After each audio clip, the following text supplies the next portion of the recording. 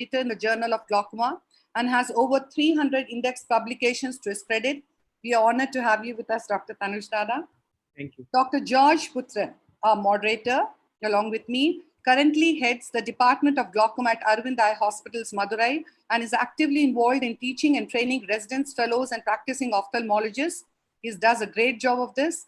His area of research interest is in the use of glaucoma drainage device in refractive glaucomas, and he has worked so closely with Orolab in the evolution and the widespread use of an affordable aqueous drainage implant. Dr. Satyan, who's the other moderator with us, is the director of Satyan Eye Care Hospitals and is also the member of Aios Managing Society and the same in TNOA, past president of Coimbatore Society of Ophthalmic Surgeon, and also a past honorary general secretary of GSI. His areas of interest is he is in the process of developing new devices for medication application and improving the utilization of services of patients with GPS monitoring. He has held various leadership posts and has had extensive training in glaucoma in institutes world over, and has an amazing set of awards of excellence which reflects his dedication and commitment and a person to reckon for glaucoma services. Our first speaker in this webinar is Dr. Vinay Nangya. And Dr. Vinay Nangya, as we all know, has been trained from Shankar Nethralaya and then at Manchester University, where he obtained his FRCS and completed his fellowship in glaucoma at Harvard. So very impressive personality, and is currently the director of Suraj Eye Institute, the former president of GSI, and has 130 publications, including more than 40 in the Lancet. You could start screen sharing, Dr. Vinay. Yes, I'll do that. We're going to be talking on decision-taking in glaucoma surgery. I think it is of very great relevance to us, and he's going to take us through all those nuances. On to you, Dr. Vijay. Thank you. I'm just going to start. Everyone can see my screen? Yes. Thank you. So I'm going to take you through a talk on decision-taking in glaucoma surgery. One of the most difficult decisions, as many of us would agree, is that of recommending trabeculectomy. This is largely so because of the uncertainties involved. Can we do without surgery at this time? Can we change the medication? Is this a one-off elevated intraocular pressure? Am I sure that there has been progression? Is my patient non-compliant? Will the surgery be successful? Will there be a wipeout of the remaining central field of vision? Will reducing the intraocular pressure prevent further deterioration? Is there some other cause of glaucoma progression? Will the patient benefit at all? Will his personal life improve? Will his professional life improve? What is the cost of glaucoma surgery to him? Will there be any complications? So glaucoma surgery may be indicated as a primary procedure. It may be secondary following primary failure, or it may be associated with cataract surgery. It may be a tube you are thinking about, or it may be MIGS. We will consider some of these situations to give a view to the trials and tribulations of the mind while making a decision for glaucoma surgery. So here we have the same disc, the same patient, different features, and different management. So with an intraocular pressure of 18 millimeters of mercury, supposing, let's say he's on 2 medications, we would say, let's just wait, let's not do anything. With an intraocular pressure of 21 millimeters of mercury and still 2 medications, we would say, let's add a 3rd medication. With an intraocular pressure of 24 millimeters of mercury and on 3 medications, we would then consider surgery. So this is a 43-year-old female, and with the best corrected visual acuity of 6/6. You can see that the intraocular pressure was about 19 in the right eye and 17 in the left eye on beta blockers. The right eye shows a significant notch superiorly and a large cup. And you can see that there is significant retinal nerve fiber layer loss also. So what do we do with a patient like this? For the time being, we are just watching. We're looking for progression. And if there is any progression, then I think that we would perhaps either increase the number of drops or we may consider something else. But for the time being, we just watch actually. This is a 68-year-old with the best corrected visual acuity of 6/9 in both eyes. The preoperative intraocular pressure was about 21 millimeters of mercury. And at that time, he was not on any medication. After putting him on beta blockers and prostaglandins, the intraocular pressure reduced to 16 and 18 millimeters of mercury. He was pseudophakic to start with. And we then took a decision that we would do trabeculectomy in both eyes, considering that we were a little unhappy with compliance and other things. And you can see that the retinal nerve fiber layer is really short, except for the fact that the macular retinal nerve fiber layer is still not as thin and has really not bottomed out, actually. So the post-operative intraocular pressure was well controlled. And so we were fortunate that the trabeculectomy worked, and perhaps we may have made a right decision, actually. This is a patient who came to us, and she had very thin sclera, and it was very hard to make a decision, actually, because she had very poor vision in both eyes, and she had staphylomas that you can see in the photograph of her eyes, and superiorly also the sclera was very thin. And when we did take a decision after explaining everything, you can see the flap that I'm dissecting was extremely thin, and unfortunately buttonholed when I put one of the when I passed the needle to take a suture, because it was so thin, just tore a little bit, actually. And we could see the fluid coming out, and we sensed that it's not going to work out if we had to leave the patient be. So we actually put a scleral flap on this area, a donor scleral flap on this area. And in spite of that, there was significant hypotony for the first week. And fortunately, now the intraocular pressure has increased, but the bleb doesn't seem so good. So these are the travails of taking on surgery. Sometimes, you know, you want to do the best, but sometimes you don't know, actually. Let's take a couple of cases for primary angle closure glaucoma. So decision-making revolves around the presentation and the level of disc damage. Pressure reduction, and as soon as you can, is an inescapable fact in PACG. This is achieved either by doing trabeculectomy alone, by combined lens and glaucoma surgery, or by lens surgery alone. The ability to predict what might serve the purpose adequately in a given patient is still open for discussion. However, one cannot go very wrong by choosing either of the above, except for the possible complications that are inherently associated with each of the options. So this was a 60-year-old male who was diabetic, hypertensive, presented with pain and diminution of vision in the right eye. The right eye had a vision of hand movements, and the left eye was 6/6. The right eye had chronic angle closure with 360 degrees synechia. The intraocular pressure was very high on 4 topical medications, and the lens thickness was high, and the antechamber depth was very shallow. And he underwent a combined surgery in the right eye, knowing that, you know, we are not looking for great visual outcomes, but that we wanted the intraocular pressure to be controlled so that his quality of life would increase significantly, and he might retain whatever little vision he had. And he underwent suture lysis and bleb needling, and the last follow-up at 6 months, the intraocular pressure was 18 millimeters of mercury on 2 topical anti-glaucoma medications. And you can see here the right eye, the disc is really short, and you can see that there is significant thinning of the retinal nerve fiber layer, and the infrared image shows macular changes, whereas the left eye disc and the retinal nerve fiber layer were healthy, actually. This is the second patient, 51-year-old male, and the left eye intraocular pressure was 48 millimeters of mercury. He was having episodes of colored halos lasting for a few hours since the last 6 months.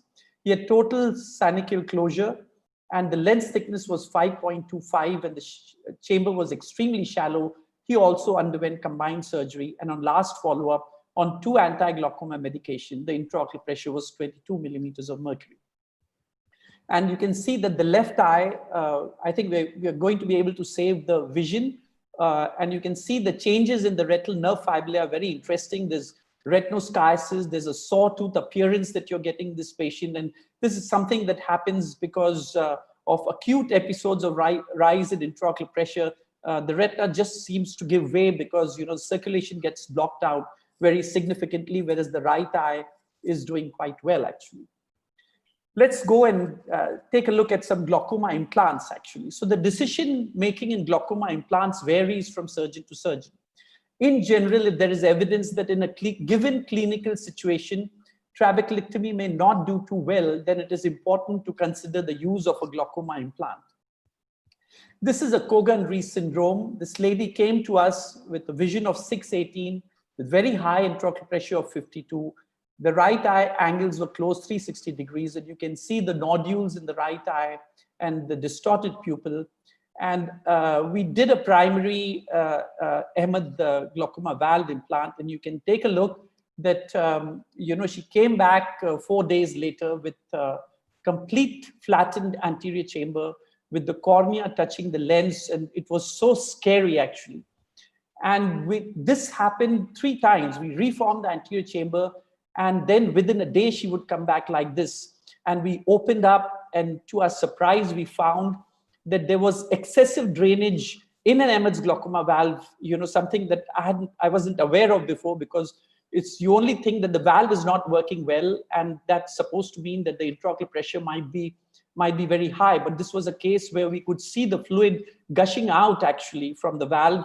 And so we actually, we put a suture in the tube, just like we do for the Adi valve, and we narrowed the lumen. And you can see in the bottom right-hand corner, she's now doing extremely well, and the cornea has recovered almost completely. So there are times when you think you're making a great decision, and you have a setback that makes you repeatedly then go back to the patient and try and do the best you can actually. This patient did very well because she came to us with uveitis. The uveitis was not responding the way that we wanted to, and the pressures were very, very high. She's very young. The right eye disc has already started giving way, and on maximal medical therapy, nothing was working actually. And so we decided to take her for a glaucoma implant, and she's done pretty well in the right eye. And so these are sometimes very difficult decisions, and you just keep on hoping that you made the right decision actually. And I'd just like to bring this up just to put into perspective that there's something called translaminar cribrosa pressure differential. That's the difference between the intraocular pressure minus the cerebrospinal fluid pressure. We don't know how important it is, but it's considered to have a role to play that we don't completely fully understand actually, but that it may be important in the development of glaucoma. That's what all the studies have shown so far actually. And the challenge to us is that if you have a patient with an intraocular pressure of 18 millimeters of mercury, but the TLCPD is high, you may reduce the intraocular pressure to get a response, perhaps by even resorting to surgery after exhausting medical management. The second scenario is that if the intraocular pressure is only 18 millimeters of mercury, but let's say you knew the TLCPD, you could calculate it and it was normal, then the decision still needs to be made, but we may not be able to predict if reducing the intraocular pressure any further will help. So there are challenges when you take into consideration, you have a bird's eye view of the multiple factors that could be involved at different levels of intraocular pressure. Then I think decision-making becomes a little challenging, and one needs to be a little thoughtful. Thank you all very much for this opportunity. Thank you, Dr. Vinay. It was a wonderful talk. Made it very interesting for us. Dr. George? Yeah, thank you very much, Dr. Nangya. As usual, a very practical point of view on decision making.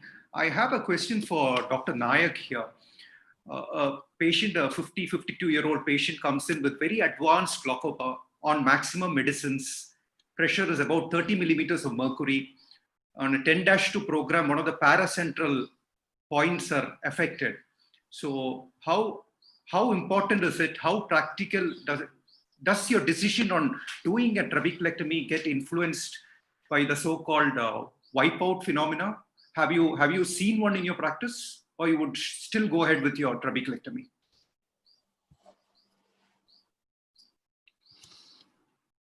Dr. Naik? You are muted, Doctor.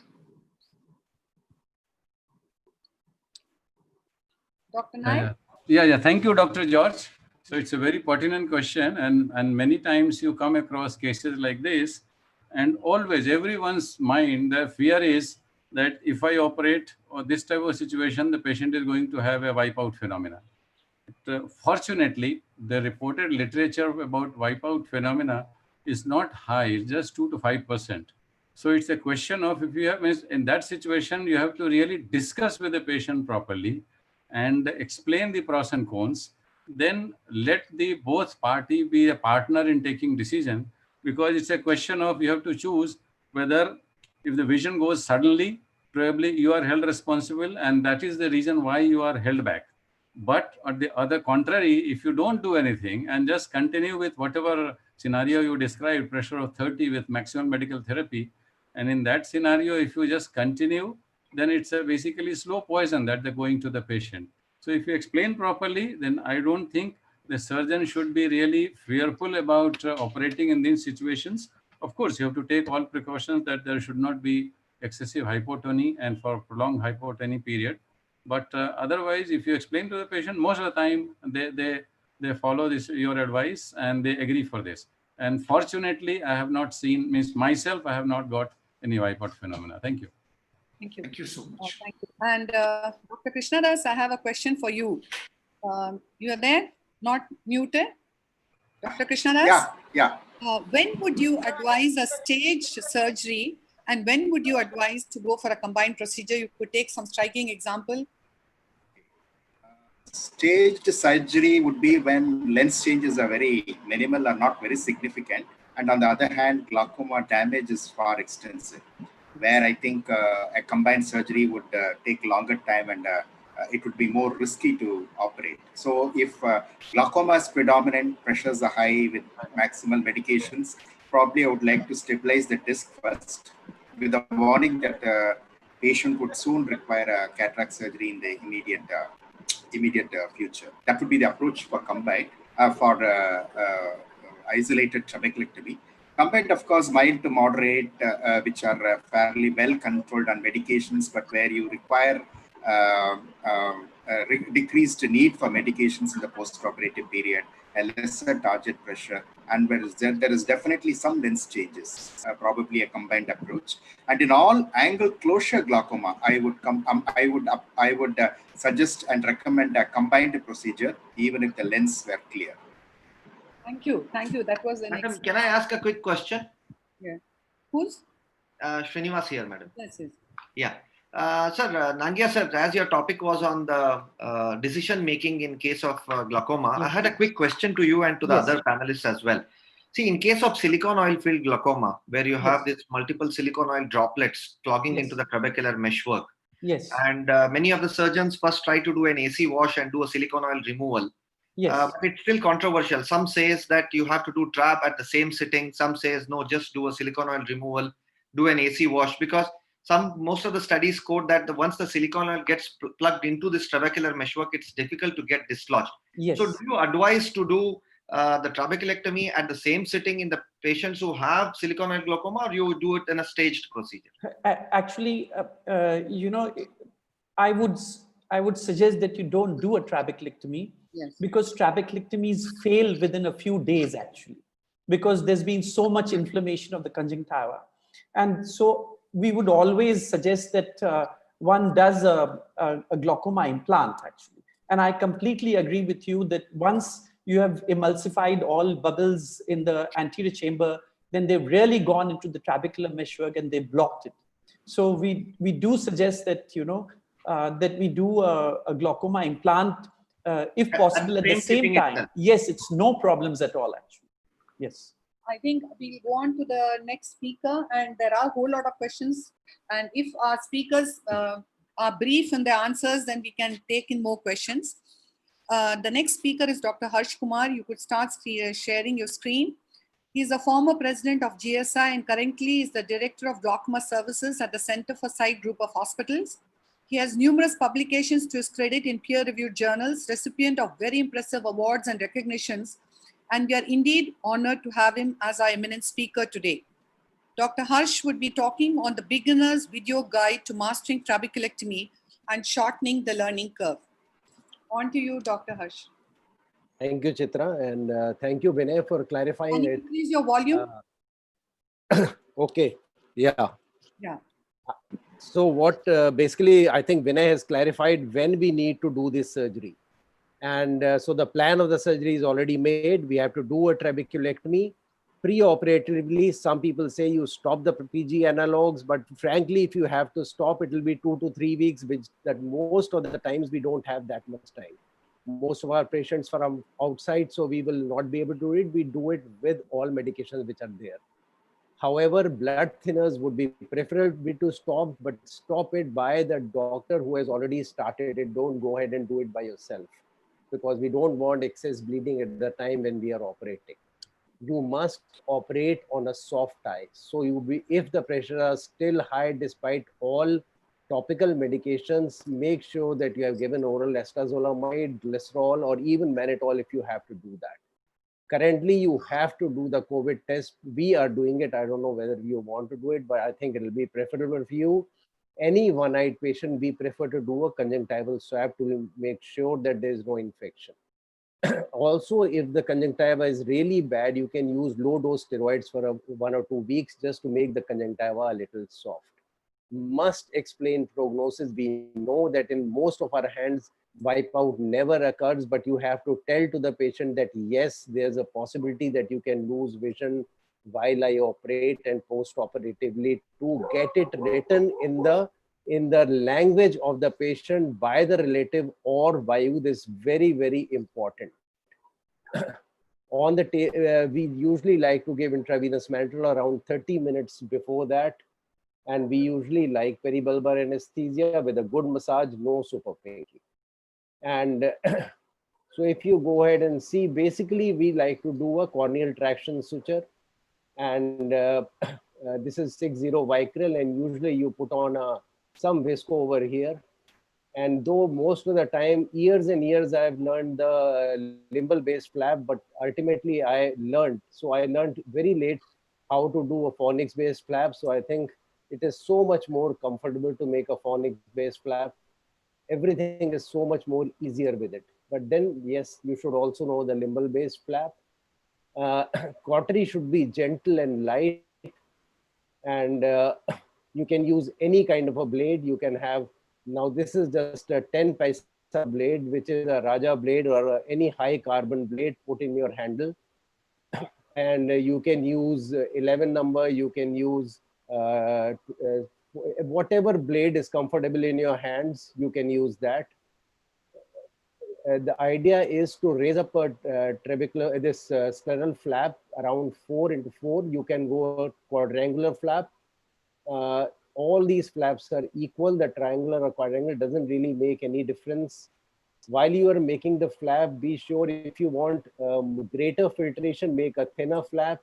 If you want lesser filtration, you can make a thicker flap. Go into the clear cornea. And then you are going to be very, very careful. Many times there is a tendency to do cautery at the edges. Please avoid that. Because the moment we do cautery at the edges, this site will definitely leak later. And you can have a sponge with mitomycin C and be 0.02 or 0.04. If it is already a uveitis or NVG, then you will have to use for a longer time. And be sure that the edges are not in contact with the mito. Take it off, clean it up nicely, wash it up nicely, so all that mito is superiorly is gone.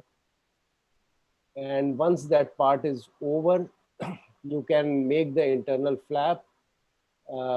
Before that, invariably, at least I would like to give all 3 sutures. If I'm going to put 3, I put all the 3 pre-placed sutures, as most of my patients are one-eyed, advanced glaucoma.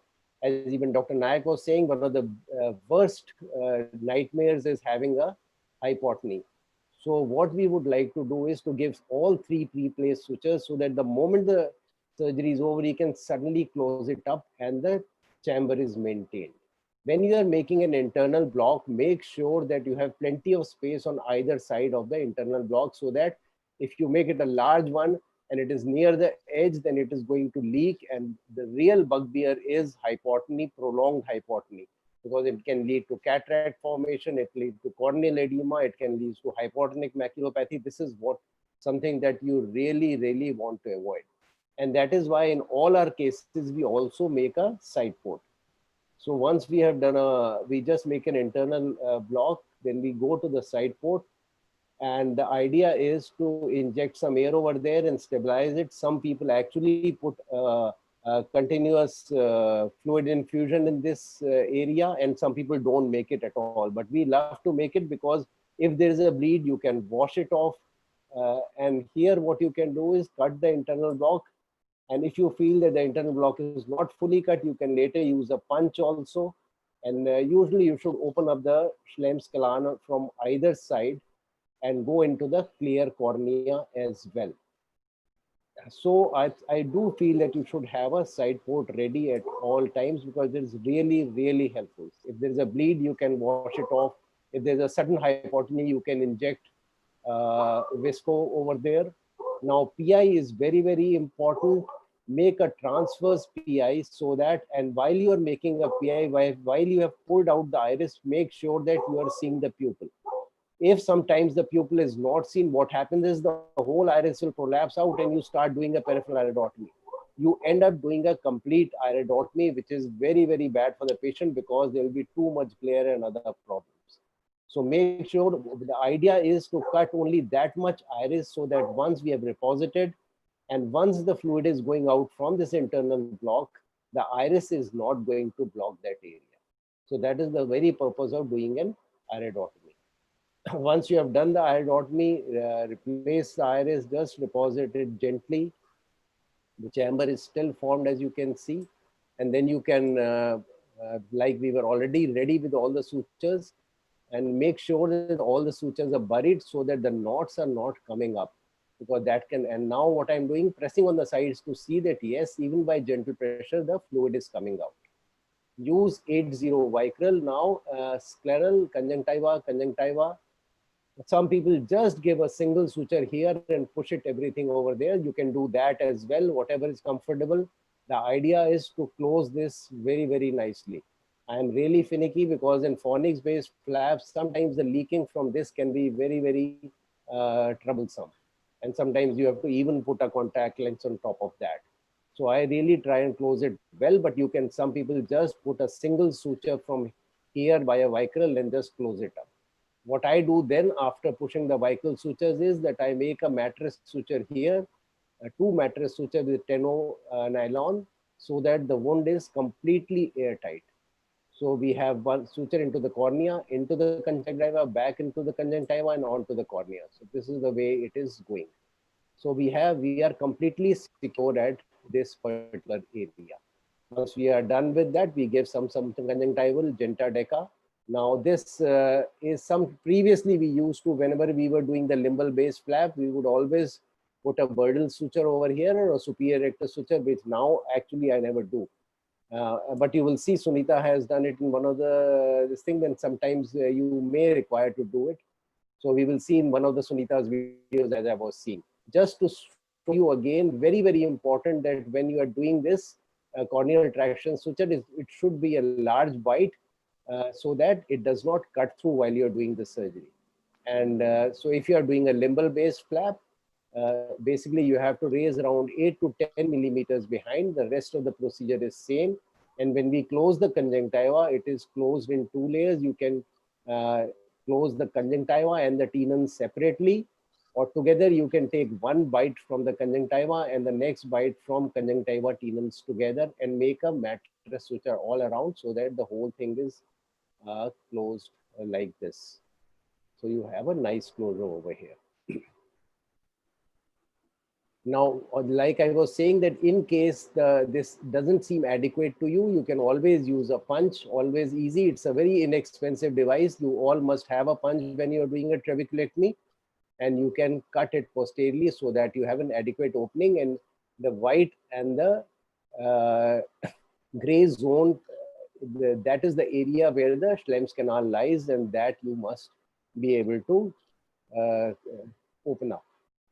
Now, most of the people who do not have a argon laser, I have an argon laser, so I have literally given up because I can always use my argon laser to cut the sutures, because it is imperative when you do a trabeculectomy, many a times you have to cut the suture or release the suture. So this is the Kolker-Cass modification, and so one of the releasable sutures technique you have to learn because if you don't have an argan, please always do at least 1 or 2 people do either on single site or on 2 sides or on the superior side, they will do it. So this is just a 10-0 standard technique. And if you're doing a phonics based flap, again, just neglect that the conjunctiva is here. The rest of the technique is absolutely similar. So you make a four throws from this knot and tie up the suture very nicely over here, so that later when you pull it out, then this thing will open up. But believe me, many a times when you pull it out, actually it breaks and nothing happens. So sometimes if something like that happens, you may have to actually use the argan to cut the suture. And be careful, cutting the suture should be done within 6 weeks. If you have mitomycin, yes, you can go a little longer, but by and large, by 6 weeks, you have to cut the suture. So once this knot is clarified, you have a tight knot over here, which can later be, we'll just show you that some people used to just cut the suture here and pull it later, but then this rubs on the cornea. So we'll show you what we later do, but just to show you that if you now pull this up, then we will see that the internal area actually opens up. So if you, when you will later use this pull, this thing will open up. So now we'll just reapply it. And meanwhile, I'll tell you that, okay, so now this was, we are not going to leave the cut end here. So we'll take the needle and pass it through the cornea over here in some depth in a longer fashion, so that the entire suture is buried.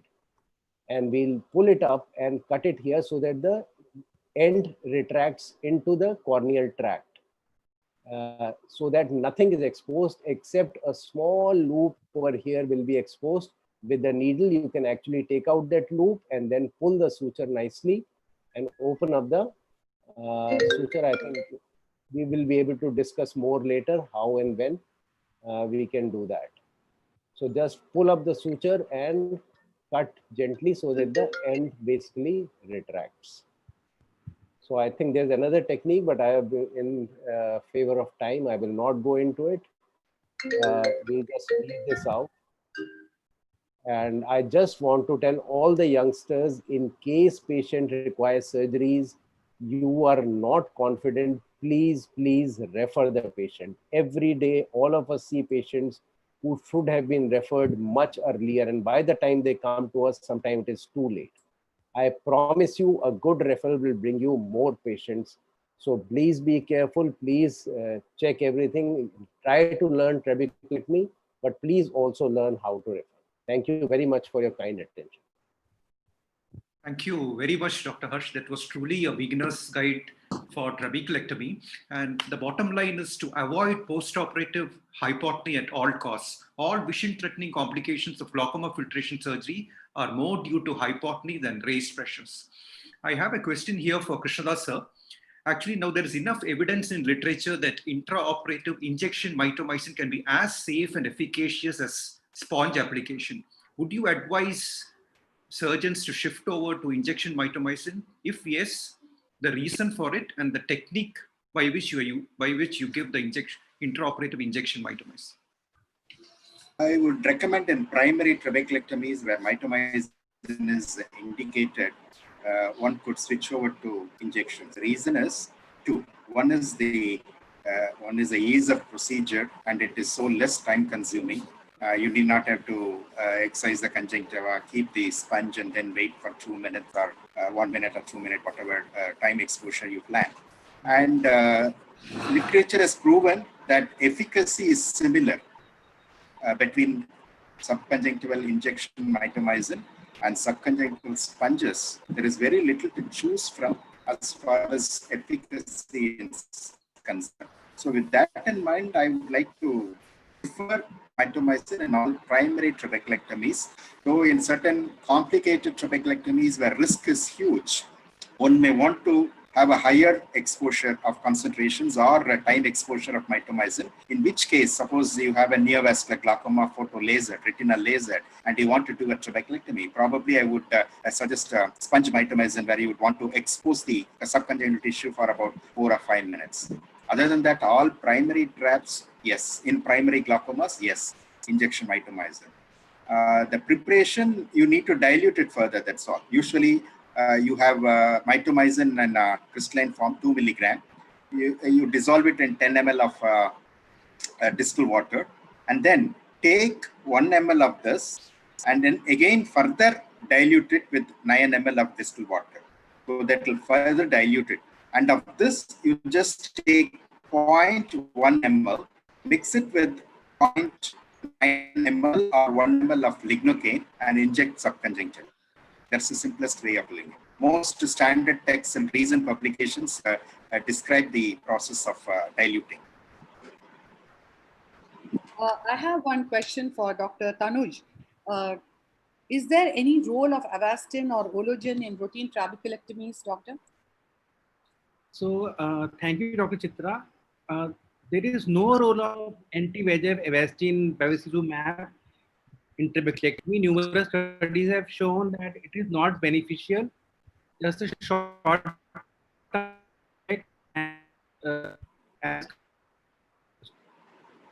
benefit. Our center we use Ologen for 3 years, and now when we did the follow-up of patient up to 5 years, we found that Ologen was not useful. It did not. You cannot use Ologen without mitomycin C. All cases will fail very early.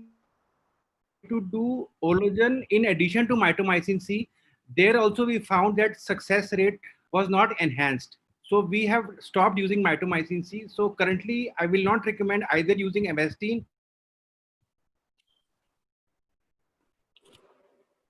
Mitomycin C. There was one study from Pondicherry, Dr. George, about usage of Avastin in trabeculectomy surgery. Yeah, it was published in the Journal of Glaucoma.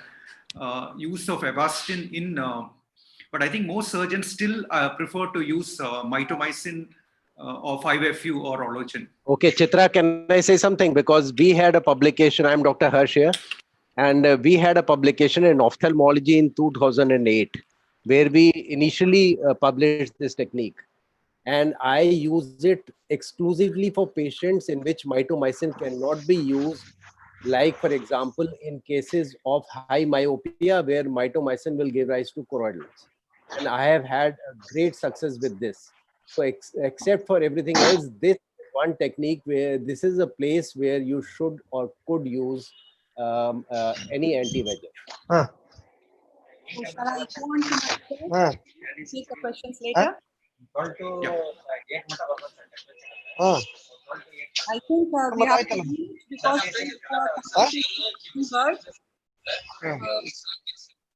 I would request everybody to go mute excepting Dr. George because there's a lot of noise. And I shall now go on to my talk on early Bleb challenges. We all understand that even after a very successful trabeculectomy, attention to detail in the post-op period is very critical, and we need to be very wary of some of these telltale signs. So essentially, the common Bleb challenges could be an early Bleb failure, and if you nip it in the bud, you could have salvaged the trabeculectomy procedure. A Bleb leak, again, it could lead on to hypotony if it is not looked into early enough, and early blebitis, it could be dealt with early on, and of course, problems due to a large Bleb. So it is all about how do you do your containment procedures. So for that, you need to understand the risk factors in that particular eye, have the ability to recognize those early risk factors, identify the cause, and prevent failure and restore function. So when we talk of risk factors, it could be young age and aggressive healers in the young, a secondary glaucoma more so to a neovascular glaucoma or an inflammatory uveitic glaucoma or an anterior chamber dysgenesis. Inflammation could be as trivial as a conjunctival inflammation or a lid inflammation, or a patient who's got chronically inflamed eye because of anti-glaucoma drops over years. These could be hazardous to a Bleb success. Again, a previous surgery, something as trivial as a pterygium surgery or a previous SICS or a retinal buckle, Afro-Asian descent. If the punch is too anterior, it could have a valvular effect that if you do a massage, you get the fluid flowing in, but otherwise the Bleb is flat. Or if it is a very posterior punch, again, you would find that there is a closure which is happening. If it is a subconjunctival hemorrhage, then again, the presence of fibrin and blood pigments would be definitely hazardous to the success of the Bleb. You then need to look into the etiology. is the blockage at the level of internal ostium, or is it at juxtascleral at the scleral flap edge? And that is something which can be picked up easily when you do a gonio. And you need to keep this in mind, especially when you're doing a needling in these eyes, because you need to know that the flap is adherent at the scleral flap margin, and you need to enter that. If it could be a regular subconjunctival fibrosis or a mitomycin toxicity with a conjunctival necrosis or a bleb leak or a conjunctival retraction. We need to understand wound healing after trabeculectomy. It is largely in 4 phases. The coagulative phase is rather during the course of the surgery or immediately after that, where you need to catch these bleeders, you adrenaline soaked sponges, or do a very gentle cautery. And then you go on to the inflammatory phase in the immediate post-op, where it's absolutely mandatory to increase the frequency of the topical steroid drops. The role of wound modulators are less here. Then you go on to the proliferative phase, wherein you need to keep them on topical steroid drops, but the wound modulating agents do come in. And if there is a challenge for the bleb, you need to use these at this point of time, a 5-FU or a mitomycin, and then going on to the remodeling phase, which goes on to months. Actually, the epithelium, whether it's a functioning or a failed bleb, the epithelium looks similar. But when you look in the subepithelial tissue, it's loosely arranged with clear spaces in a good bleb, and there's dense collagen tissue with no spaces in a bleb which is fibrosed. An ideal bleb would have microcysts. There would be paucity of vessels overlying the bleb, and you could compare it when you see the nasal and the temporal conjunctiva. There would be a diffuse drainage and a moderate elevation. In fact, IOP is going to be the surrogate measure, and of course, the appearance of the bleb help. And if you could lift the bleb on digital massage, that clues you on that the bleb is doing good, and the non-invasive anterior segment OCT gives information. So a good bleb is one if the IOP is less than 14 without AGM. If it is 14 to 18, it's a moderate bleb. But if it is more than 18, it's not a good functioning bleb. But then we also need to keep in mind at this point of time whether the pressure at the beginning of the surgery was in 50s, and we all know that the trabeculectomy procedure just brings about a 30% IOP drop. So in that particular case, maybe an 18 is also a successful surgery. So then you need to look at the signs of a bleb failure. So essentially, it would be a low or a flat bleb, highly vascularized as this, no microcysts, quite opalescent, and you might even see a fibrotic vascular ring surrounding it. You would have an internal block possibly, and you would suddenly see that the IOP is rising. And more importantly, the bleb would not lift on massage, and gonioscopically, you would be able to make out that the scleral flap is adherent, which is indicative of a juxtascleral fibrosis. Again, if you look in the ostium during gonio, you would know that the iris is plugging, or is it vitreous, or it is blood or fibrin. The tenon cyst actually starts off with a nice raised bleb with good filtration, but then suddenly it becomes quite smooth domed. There are large vessels. The sclerostomy is patent, but there are no microcysts. And you might try using aqueous suppressants initially to bring down the filtration, but you could even try anti-inflammatory, but finally needling is what we need. The bleb can be graded as I've labeled out all these different ways, but I felt that the Indiana bleb grading is the best in the sense it clearly identifies a flat bleb based on the height. It tells you by clock hour basis whether the bleb, how much the bleb is extensive. It tells you on the vascularity of the bleb, and you could actually classify the blebs accordingly. OCT and UVM are also helpful in bleb imaging. A multiform wall, a subconjunctival separation, or a hyporeflective wall are indicative that this bleb is functioning. So then the next question is, how do you prevent bleb failure? As was earlier alluded to, you need to stop the topical anti-glaucoma medication, preferably if you can in that scenario for a week. Stop the blood thinners, treat the conjunctival and the lid inflammation. You could start preoperative topical steroid drops a week before, do a atraumatic surgery, and post-op ensure that you are liberal with your anti-inflammatory drops, the wound modulating agents. You need to ensure that there is aqueous filtration happening, and be prepared to use topical steroids for 3 to 6 months as it is in your hands. Again, if the filtration is not good, the IOP is going up, you should use your releasable sutures of releasing it, sometimes very rarely within a week, but largely in the 2nd or 3rd week. If you have interrupted sutures, you could do suture lysis, one suture at a time, and you could even in an hour's interval, you could remove the other suture. But then when the IOP is going up, besides the suture release, you need to be very aggressive on your anti-inflammatory agents. You should be prepared to use your 5-FU liberally. MMC drops could be used, and needling is something you should be prepared to do even if it is in the early post-op period. Again, if it is a suture release with laser, you could use a lens without magnification, which press it on the conjunctiva, blanch it, and you are able to visualize a suture and cut it. You could use a without magnification or with magnification. Then comes how do you manage the internal ostium block? So you need to identify the etiology on gonioscopy. So if it's just a fibrin or a blood clot, you could try intracameral tissue plasminogen, but these are costly. But if it is iris which is blocking, you could go into a side port and release the iris.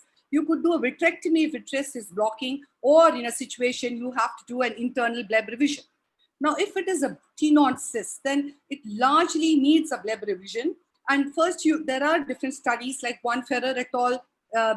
Talked about incising the subconjunctival scar tissue. Pedersen and Smith talked about needling and the success rate. Ewing and Stamper talked about 5-FU injections along with needling, and they claimed to have 91.6% success rate. Shin et al. Believed in just giving one injection of 5-FU during needling. And then Mardell et al. Talked about a slit lamp usage. So when you do needling, what you need to remember is, besides actually, I prefer to give 3 to 7 injections of 5-FU in the post-operative period, along with hourly topical steroid drops, which I would taper over 6 weeks, and a digital massage I would also do in the post-op period if indicated. So first, I would balloon up the conjunctiva with an injection of xylocaine with adrenaline, and with my 26 gauge needle tip, I would cut the subconjunctival fibrosis. And the way the conjunctiva balloons up, it is indicative that you have separated the subconjunctival fibrosis. And I would ensure that I go comfortably and slowly all the way overlying the Bleb area. And then I would go deeper to the Bleb once I've ensured that the subconjunctival fibrosis has been taken care of, go under the Bleb and continue the cutting process and go right up to the ostium. And after that, what I would do is I would go ahead and see that I would reform the anterior chamber with air bubble, and then also I would give a 5-FU injection away from the Bleb. So going further, if this was a case which I'm not, would just like to show you, sorry. This is a case wherein the iris was blocking. So I would create a paracentesis and with a blunt spatula first release the iris. But then I can't stop with this because the Bleb is already flat and needling has to be done. So, but without doing an internal ostium opening, it makes no sense. And then after doing that, I would go on to doing my needling of the Bleb as I had shown you in my earlier case. But this is a situation wherein there's an epithelial defect and going on to a stromal melt. So although this case demands needling the angry looking Bleb, I would have to treat the cornea. I would have to use bandage contact lens, lot of lubricants. Then once the eye settles, then only I could go in and needle this Bleb. The other challenge is a hypotony. It could be something as basic as a small Bleb leak, which was unnoticed, an overfiltering Bleb, a hyposecretion, a ciliary body shutdown, a cyclodiasis cleft, or an effusion. So what is most important is I need to plane the Bleb to locate where is the leak, and this non-stain aqueous leaking out, as in this case, would tell you that there is a Bleb leak. And this was a particular case which had a thin flap and some amount of conjunctival necrosis had set in. So the management of leaky Bleb, what is essential, it has been absolutely atraumatic surgery. It is said to be more common in fornix-based flaps, but what is the challenge is it could lead on to end off unnoticed. You could have a flat AC, and if it is something far away and a large Bleb leak, you need to suture it up and reform the AC. But if there's a small leak, you could do with a BCL, and you should leave the BCL for 2 to 4 weeks. This is a beautiful Journal of Glaucoma flow chart, which tells you that if you have an early Bleb leak, you need to look at the distance of the leak from the limbus and evaluate the anterior chamber status. If the anterior chamber is shallow, you need to go and suture it. But if the anterior chamber is deep, and if the Bleb leak is less than 2 millimeters, you could use your bandage contact lens of 15.5 millimeters. But if it is 2 to 4, then I would use a larger BCL. But if it is not closing, I would look at suturing beyond waiting 2 weeks. So this is how a Bleb leak was there and a bandage contact lens was placed and the anterior chamber improved. The other challenge early on is an overfiltering Bleb. So you would easily pick it up because intraocular pressure is low. but the anterior chamber is shallow and you do not want a structural or functional damage. So if it's grade 1 depth, I would do conservative management, maybe an autologous blood. I would do a gonio, UBM, AS, OCT. But if it is a grade 2 bleb and overfiltering bleb, I would, again, if it's grade 1, I could even probably taper my steroid drops. But if it is grade 2, I need to reform it with air or C3F8 gas. And if it's grade 3, I have to go back and resuture the flap edges. Ologen has its claims that it sort of regulates the aqueous filtration, but we do not want a hypotony. But if hypotony is going to set in, it brings about a breakdown of the blood ocular barrier. And then in the early stages, maybe you would do frequent topical steroid drops, treat the leak. Then you need to sometimes step onto the oral steroid drops. And then it comes to a point that really you would, when it's kissing choroidals, you just cannot sit. So then you need to actually first look at the bleb, whether the sutures have come off, whether you need to put more sutures. But you need to keep reforming the AC at all times. And this particular case, we had to suture the bleb. But even after suturing the bleb, what we noticed was that the anterior chamber was not reforming. So then we had to go in and raise a scleral flap and then go on making incisions on the choroid till there is that gush of straw-colored yellow fluid which came in. And then I wouldn't suture this flap. I would reform the AC and then close the conjunctiva and deal with that moment. Taking you further, the last extreme, like this is a thin cystic bleb. So then what is necessary for us to remember that we need to do a thorough mitomycin wash. You should place your pledgets right in the posterior space and so that it doesn't come to touch the conjunctival margins. And you need to be sure you're using the right concentration. But if you have this kind of a bleb, you could use oral doxy, you could use vitamin C. But remember that you could even try a modified fornix-based flap wherein there's a frill of conjunctiva, which sort of would prevent that kind of a scenario. The last segment is the bleb-related infection or the bleb-related endophthalmitis.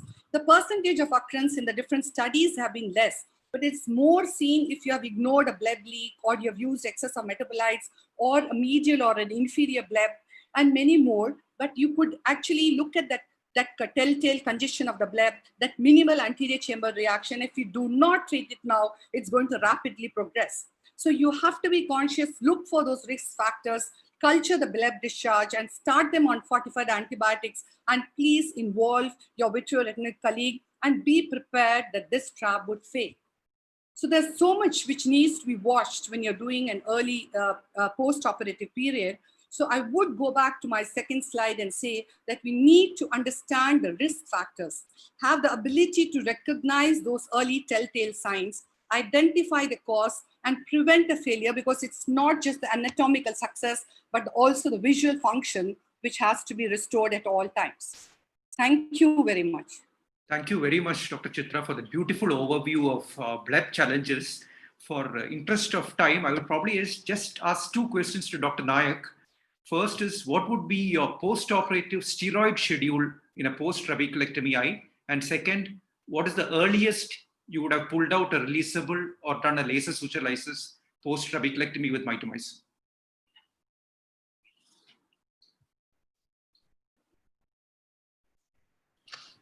Dr. Nayak?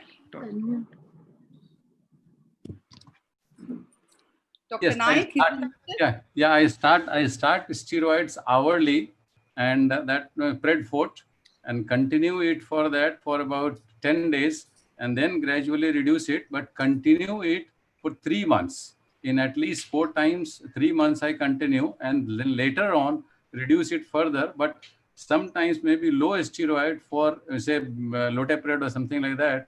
Twice daily, I continue it for 6 months. And then based on that, because it has been noticed that if you stop it early, probably it will fail late. That was the first question, steroid. So more frequent steroids and continue it for longer. That is the bottom line. The second one you are asking about, when even the first day I have released the sutures. So I have removed the releasable sutures. So it all depends what is the etiology and what is the why. Because if there is absolutely no drainage, you press the give pressure on the eyeball, there is no drainage at all, and pressure is really shooting up. Then in the first day, even I have removed it. And but you have to be very careful and graded manner. Thank you. You don't believe in doing a digital massage in the early post-operative period, Dr. George? Yeah, we do, but that's what Dr. Nayak was mentioning. No, even after digital massage, you're not able to raise the blood pressures. Continue to be high. So you can go early with releasable suture release or laser suture lysis. Dr. Vijaya, could you share your screen? Yes, sure. We go on to Dr. next talk. Dr. L. Vijaya is a very distinguished senior consultant of Glaucoma Services Medical Research Foundation. And after having held many prestigious posts at MRF, she became the president GSI and has actually held every single major post to be reckoned as a leader of glaucoma services at international levels. I was actually amazed when I read her biodata, and she has received the most amazing, brilliant sets of awards and tributes and innumerable publications to her credit. It's a tribute to us to have her participating in our webinar, and I'm really lucky to have you in our ARC webinar, Dr. Vijaya, and we would like to hear your pearls of wisdom. Yeah, thank you, Chitra. At the outset, I would like to thank ARC Aios, particularly Chitra, for the kind invitation. I would say that Chitra has covered most of the things which I had in mind. Because of the time limit, I wisely decided I will not talk about the managing failures, which she has covered it beautifully. I will talk about 3 important complications that one can see following a trabeculectomy, that is aqueous misdirection, blebitis, and with the endophthalmitis, and the late bleb leaks. So aqueous misdirection is something which is rare, but it can happen, especially in eyes with angle closure. To understand aqueous misdirection, having a good knowledge of anatomy and physiology of the eye, particularly the middle segment of the eye, is important. So what is the middle segment? Middle segment is the ciliary body, lens zonular diaphragm with the anterior vitreous. And this part is important. I will come to that. And usually when the aqueous is produced in the from the ciliary processes, it goes in the conventional route. Other than that, part of the aqueous also goes posteriorly to the vitreous cavity. So there is always a balance between the normal flow of the aqueous in this way. And what does this balance is maintained by? This is maintained by proximity of the ciliary process to the vitreous body and the permeability of the hyaloid phase. These two will get compromised whenever there is an aqueous misdirection. So factors that are responsible for the aqueous misdirection most of the times are related to the size of the eye. So it is common with hyperopia because eye is small. So what is the initiating factor for the aqueous misdirection? Most of the times it is the sudden decompression of the anterior segment of the eye where the middle segment collapses. When does it happen? It happens any surgical decompression, that is doing the trabeculectomy in a small eyes, or maybe in the post-operative period because of the post-operative overfiltration. Even a wound leak, it causes the sudden collapse of the anterior segment and the middle segment, results in aqueous misdirection. So what happens when there is aqueous misdirection? The conventional flow gets compromised and the aqueous tends to go posteriorly. Because of that, there will be, this happens because of the collapse of the middle segment. Because of this, there will be forward displacement and progressive obliteration of the middle segment, and this keeps increasing and the vitreous gets swollen up and it causes the expansion of the vitreous, and this will result in shift of the lens iris diaphragm anteriorly and causes the flat anterior chamber, and whatever aqueous is being produced, it tends to go posteriorly, not a drop will go to the anterior part. So it becomes a very difficult condition to manage. So what do we see clinically whenever there is aqueous misdirection? We see axial shallowing of the anterior chamber. That means absolutely no anterior chamber and the entire lens iris diaphragm has moved forwards. There will be presence of the patent PI. That's how we differentiate it from the pupillary block. There will be usually elevated intraocular pressure, except in cases where the bleb is still functioning, you can have aqueous misdirection even with the normal intraocular pressure. And one should make sure there is no other cause for the lens iris diaphragm shift anteriorly, that is mainly suprachoroidal fluid, or the blood. So if you see here, this is an axial shallowing of the anterior chamber. You see here absolutely no anterior chamber. The entire lens iris diaphragm has, in this case it's pseudophakia, has moved forwards. And it's basically disease of exclusion. So what are the diseases you like to exclude? One is, the first and foremost is the ciliary block, pupillary block. Second is the choroidal effusion. Third is the suprachoroidal hemorrhage. How do we differentiate pupillary block from malignant glaucoma? They both will have the shallow anterior chamber.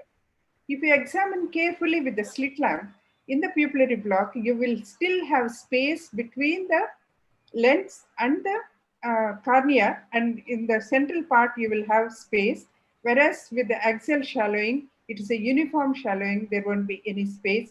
That's how you differentiate, looking at the antechamber depth, the pupillary block and the aqueous misdirection, or popularly called as a malignant glaucoma. When can it happen? It can occur any time after surgery, and important times usually following suture lysis, or when you keep patient on cycloplegics, especially the small eyes, that is angle closure eyes. Whenever you stop, there is a possibility the lens iris diaphragm will move forwards. It can cause aqueous misdirection. How do we diagnose? You have to do a detailed slit lamp examination, gonioscopy, especially for the other eye, to know whether the angle closure is the cause for it. Do a good indirect ophthalmoscopy to rule out the effusions, like a choroidal effusion or the hemorrhagic choroidals. And if the view is not good enough, you need an ultrasound to rule out that problem. And to rule out the leak, do the SIDLs to rule out the leak. And as I mentioned, B-scan ultrasonography if needed, if you can't see the fundus in detail, to look for the choroidal detachment or suprachoroidal hemorrhage. Ultrasound biomicroscopy plays a huge role. If you are able to do it, it shows the anterior rotation of the ciliary body with opposition to the ciliary process to the lens equator. This is how it will look like. Ciliary process have been rotated anteriorly, and you can see the plant anterior chamber here, and it is abutting against the lens iris diaphragm here. And you can see sometimes in the same clinical picture with some amount of suprachoroidal effusion, which you may miss it with the clinical examination, and also on the ultrasonography because it is too peripheral. And here, choroidal effusion is contributing to the shallow of the anterior chamber. Probably these eyes will likely to respond to medication. It is one of the prognostic factors. If you see the choroidal effusion, you can afford to wait with the conservative treatment for a longer period of time. Whereas if you see a clinical situation like this, and these eyes most probably will require surgical intervention, they may not respond to your conservative treatment. And this is A-scan photographs showing a axial shallowing. That's how the entire lens iris diaphragm has shifted forwards with the expansion of the vitreous. So when we are managing it, make sure you are dealing with aqueous misdirection, re-establish your diagnosis. Start with the Mediatic cycloplegic therapy. YAG hyaloidectomy can be considered, and vitreous surgery is considered for eyes that doesn't respond to conservative treatment. And management of the fellow is very important because that needs a lot of planning and also convincing patient how important to take care of the other eye to avoid aqueous misdirection in the future. So what are the Mediatic cycloplegic therapy? Basically, AC deepens due to the relaxation of the ciliary body and the tightening of the zonules. Initially, the treatment was with 10% pinenephrine and 4% atropine, but it was abandoned because of the systemic side effects because of the high 10% pinenephrine and 4% atropine. The recommended drugs now is 1% cyclopentolate or tropicamide with 5% pinenephrine initially, and then followed by 1% atropine for maintenance. Substantial risk of recurrence when they are stopped should be kept in mind. Sometimes we may have to keep patients on cycloplegics for longer periods of time. And control the intraocular pressure with beta blockers. And one may have to consider hyperosmotic agents if the pressure is very high, basically to reduce the vitreous volume and improving its permeability. So IV mannitol is recommended. These eyes are likely to have a lot of inflammation. Use the topical steroids to reduce inflammation. This is an example of an eye that responded to the Mediatic therapy. You can see axial shallowing, flat antechamber. With the treatment, how beautifully the antechamber has formed and things have got stabilized. Coming to the hyaloidotomy, because the vitreous becomes impermeable and there is a need to disrupt the anterior hyaloid phase. If you want to do the hyaloidotomy, what is required is clear view is very essential. Usually, when you do the YAG laser anti-hyaloidotomy, you have to wait at least for 24 hours for the effect to happen. And if the eye is pseudophakic or aphakic with the posterior capsule, capsulotomy also is needed along with the anti-hyaloidotomy to establish a communication between the posterior segment and the anterior segment. And this is an eye which had a misdirection, had a large PA with the pseudophakia. And following the capsulotomy and hyaloidotomy, patient responded well to the therapy. And on scan biometry, you can see this Aios OCT, you can see a good communication between the posterior chamber and the antechamber. Because of the hyaloidotomy, there is some amount of vitreous prolapse into the antechamber also.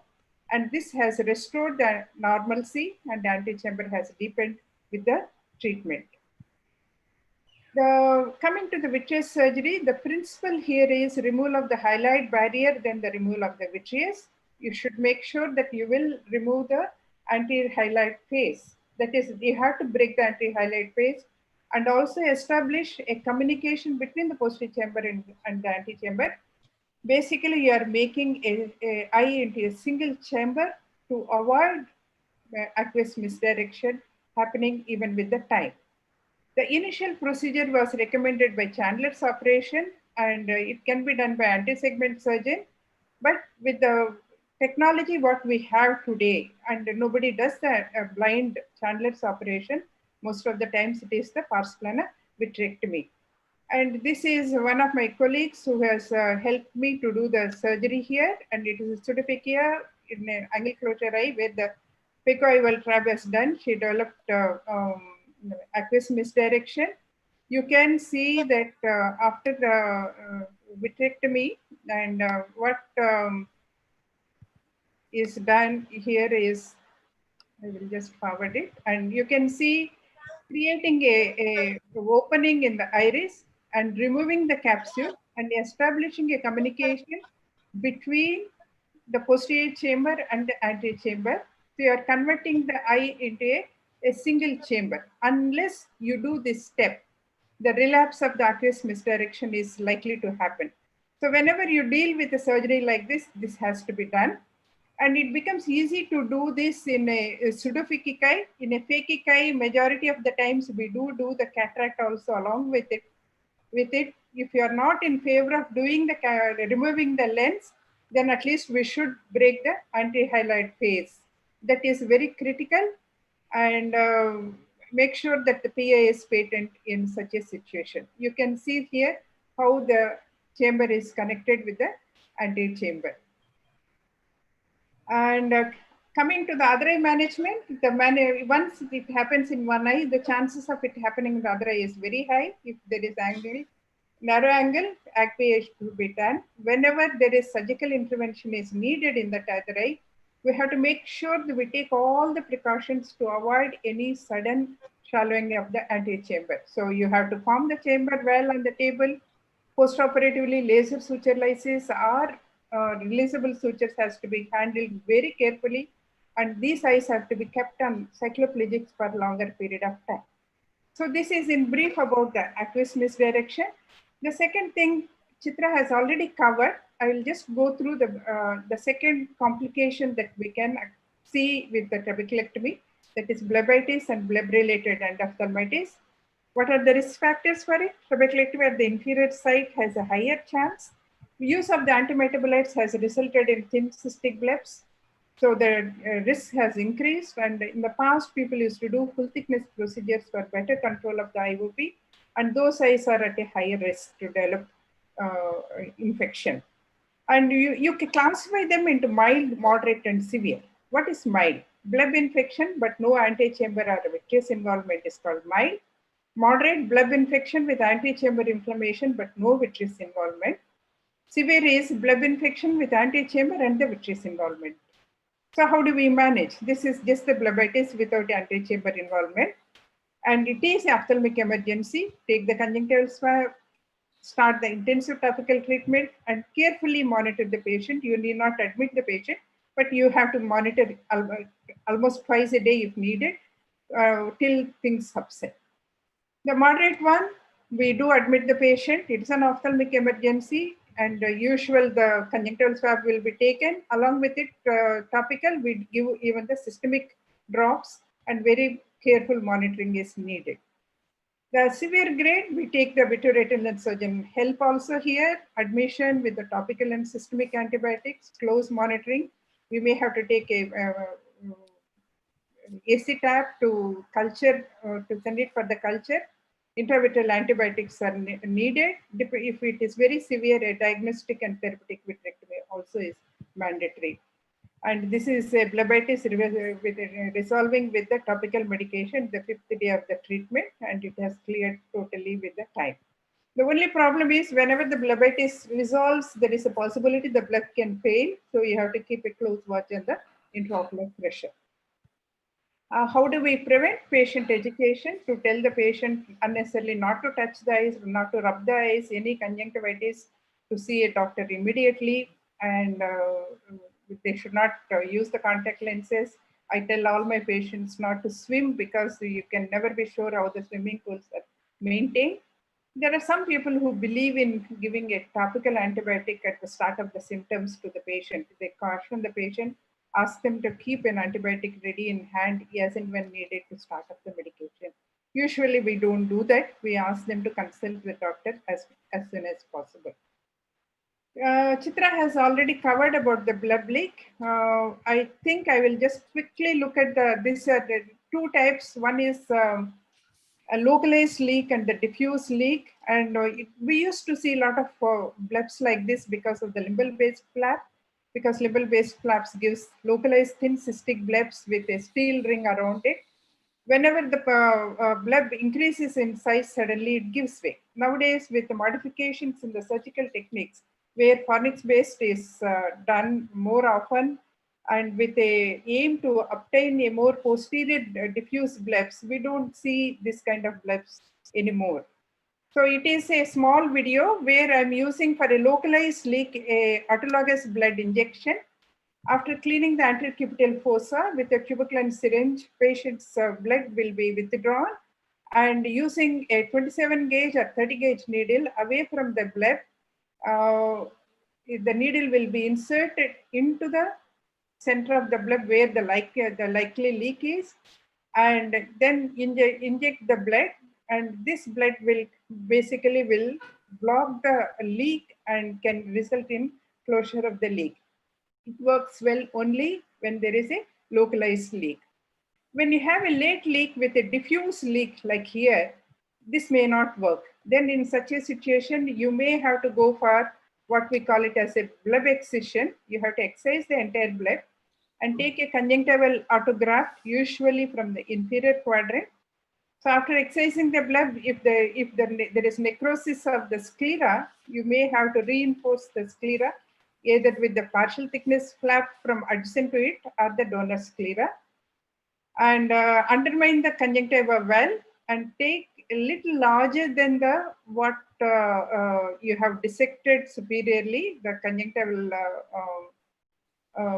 autograft from the inferior quadrant, place it limbus corresponding to the limbus, and using a 10-0 nylon sutures, you close it tightly.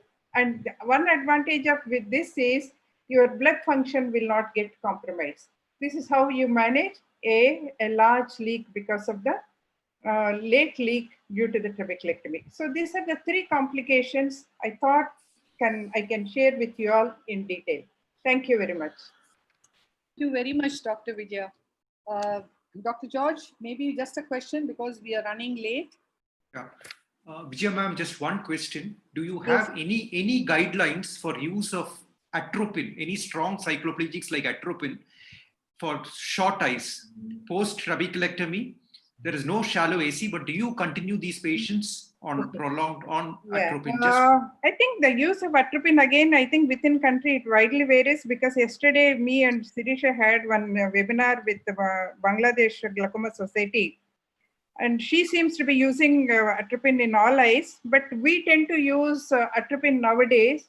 I don't use it in juvenile glaucomas and primary open angle glaucomas or combined surgeries, but definitely I use it for angle closure eyes. I start from the table. Immediately after the trabeculectomy, I put them on atropine. Minimum period of 2 weeks is what I use it, and I monitor it carefully. If there are no problems in the post-operative period, like shallowing of the antechamber, I tend to discontinue it after 2 weeks of time. But definitely in all angle closure eyes, I start using 1% atropine eye drops twice a day from the day of surgery. One tiny question I have, Dr. Vijay. How long after TRAB would you still think of doing needle revision, needling, when we would say that beyond this point, needling will not help?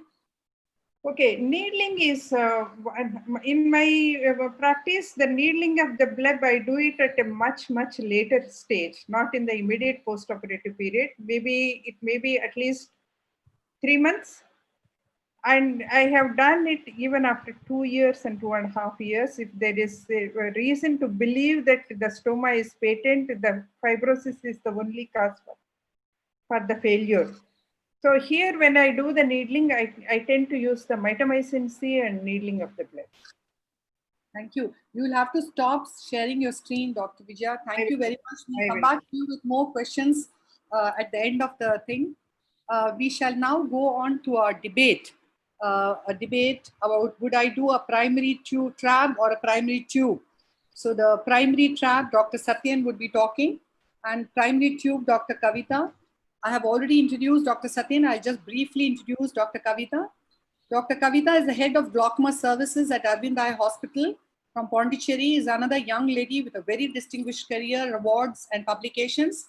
She's also been a key investigator of a landmark trial on angle closure and lot more happenings in her career and growth. So she is going to be debating on tubes. I do believe this is going to be an interesting debate, and let's hear the two of them. On to you, Dr. Satyan. Dr. Satyan, you are muted.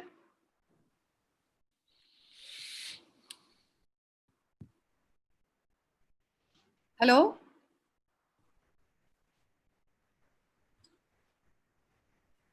Hello, Dr. Satyan?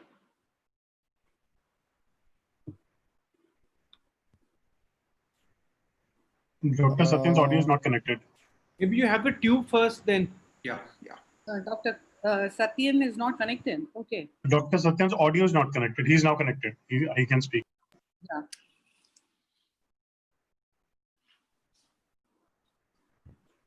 Dr. Satyan.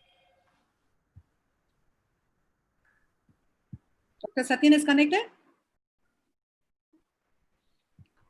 He tried screen sharing in the beginning itself. I don't know what has happened. He is not responding. Can we hear Dr. There is a bandwidth issue at Dr. Satyan's end. We are getting a distorted voice. Shows the both video and audio both are on. But there is a disturbance in the audio. Maybe I think maybe we could ask him to connect on his, use the Bluetooth from his phone to get connected. In the interim, we could ask Dr. Kavita or Dr. Satyan is connecting, I think.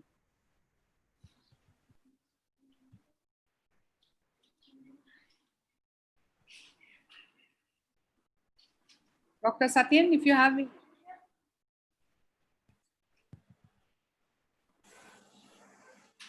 Can you increase your volume?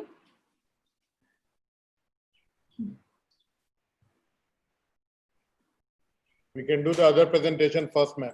Yes, I think so. While Dr. Satyan is getting sorted out, Dr. Kavita, maybe we could ask. Yes, madam, I can do, but I think he has to stop sharing. You have to stop sharing his screen. I'm trying to stop. Can you see my slides?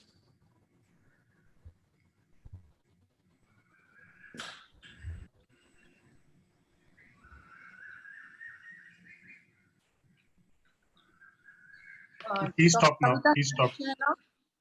Yeah.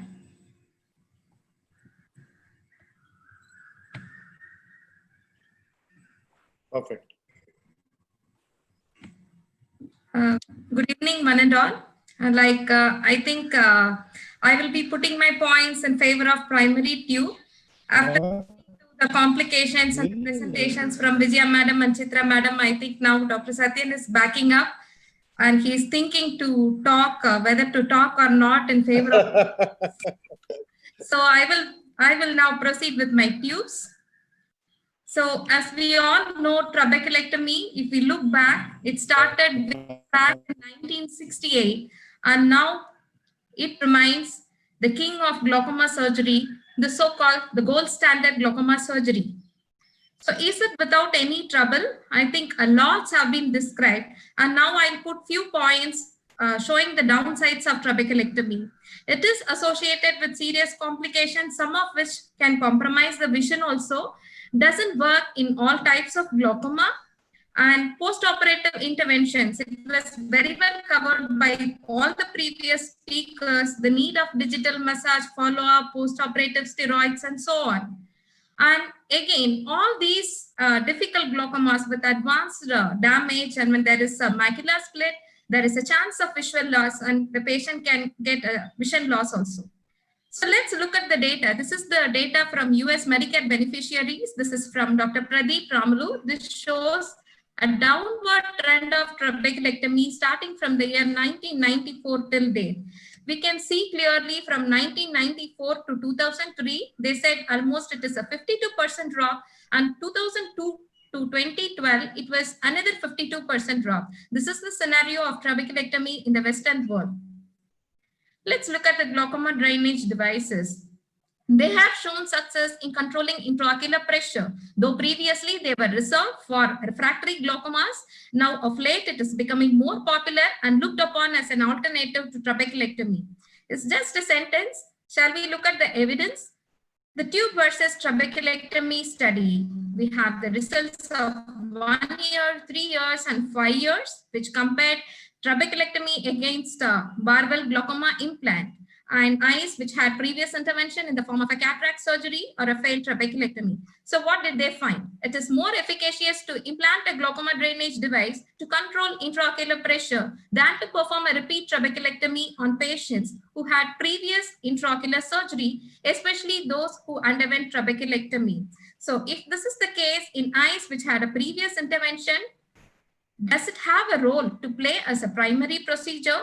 Yes. For that also we have evidence. The primary tube versus trabeculectomy study, where we have the results of 1 year and 3 years out. It's a multi-center randomized trial involving 242 patients, 125 in the barbell group and 117 in the trab group, in the age group 18 to 85 years, in intraocular pressure more than 18 and less than 40 with maximum medical therapy. Majority of the patients were POAG, and the primary outcome measure was the rate of surgical failure in these eyes. Let's look at the results. As we see here, though there is a significant difference in the reduction of intraocular pressure in the trab group as compared to the tube group, if you look at the tube group, it's not doing really bad. 64% of the patients had an intraocular pressure less than 14 millimeters of mercury, as shown here. And again, the same holds good at 3 years also. So let's look at the primary surgical outcome, which is the probability of the surgical failure. The cumulative probability of the surgical failure was 28% in the trab group and 33% in the tube group, and it was not statistically significant. So coming to the surgical complications, the early post-operative complications, late post-operative complications, and serious complication. That means which require a surgery to manage the complication, or the one which produced more than 2 Snellen lines of vision loss, was more common in the trabeculectomy group than in the tube group, as shown here. So what were the other observations? When the first year result was out, the cumulative probability of failure was higher in the tube group, which was statistically significant as compared to the trap group. But as with the long-term follow-up, the failure rates were no longer significant at 3 years, as we see here. So we have to wait and watch for the 5 years result to decide on a trap or a tube in these eyes as a primary procedure. Also, from first year to third year, we can see a progressive increase in the number of anti-glaucoma medications in the trap, whereas in the tube group, it was fairly constant. Hypotony with vision loss was more common with the trap, and trap had higher overall complications.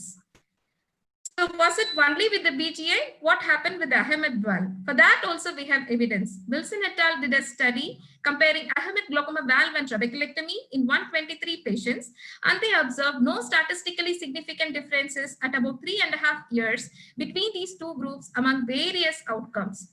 So they concluded lower intraocular pressures were noted for trabeculectomy during the first year. With long-term follow-up, the intraocular pressure and the cumulative probabilities of success were comparable between these two groups. Now, people might argue tubes are costlier. Is cost really a barrier? Let's see. We know Barwell glaucoma implant is not available in India, and it is too costly for us to afford also. And AGV is available in the cost of 18,000 INR. Now we have the prototype of Barwell implant RD, which most of us are already using. It is available in the cost of $50 US, which has the potential to break the cost barrier. Now, whenever a new device is into the market and it is also available at the low cost, we will have a question about its safety and efficacy. Let's look at the evidence for RD. So it has shown the intermediate term outcomes have shown good results with RD, not only in adult eyes, but excellent results in pediatric refractory glaucomas. Also, it has been compared with the Ahmed glaucoma valve, where it has shown good results at 6 months. And one of the study by Pathakre et al. Has shown RD group as compared to the AGV group required lesser number of anti-glaucoma medications and had significantly higher success rate. So now people might argue, I don't have access to patch graft, and how can I go about tubes? For that also, we have results from one of our panelists, Dr. George, with the recent publication, which has been out in American Journal of Ophthalmology, which has compared patients with patch graft and without patch graft by doing a long tunnel, and they have proved both are equally safe and effective. Hence, the advantages of the tube trap result more consistent, the bleb is more posteriorly located, lesser post-operative visits, lesser post-operative interventions, and less risk of bleb-related endophthalmitis. And hence, we have to conclude that both tube shunt surgery and trabeculectomy are very effective in lowering intraocular pressure, where we can lower the intraocular pressure to the lower teens in tubes, not only in traps, and difference in failure rate at this point of time in the primary trap versus tube study is not statistically significant. However, sight-threatening complications are more common with trabeculectomy as compared to the tube surgery. This is again the same study which I shared earlier showing the downtrend of the traps. Here we can see this is the condition in the Western world where the tube surgery has steeply increased from 1994 to 20. When this is the situation in the Western world, our days to see this is not so far off. And hence, the time has come to coronate the new king, the glaucoma drainage devices, which will be a new gold standard. Thank you. That was a wonderful talk, Dr. Kavita. Is Satyan there to fight for the trap? Dr. Satyan? Could you share your screen? Yeah. Sure.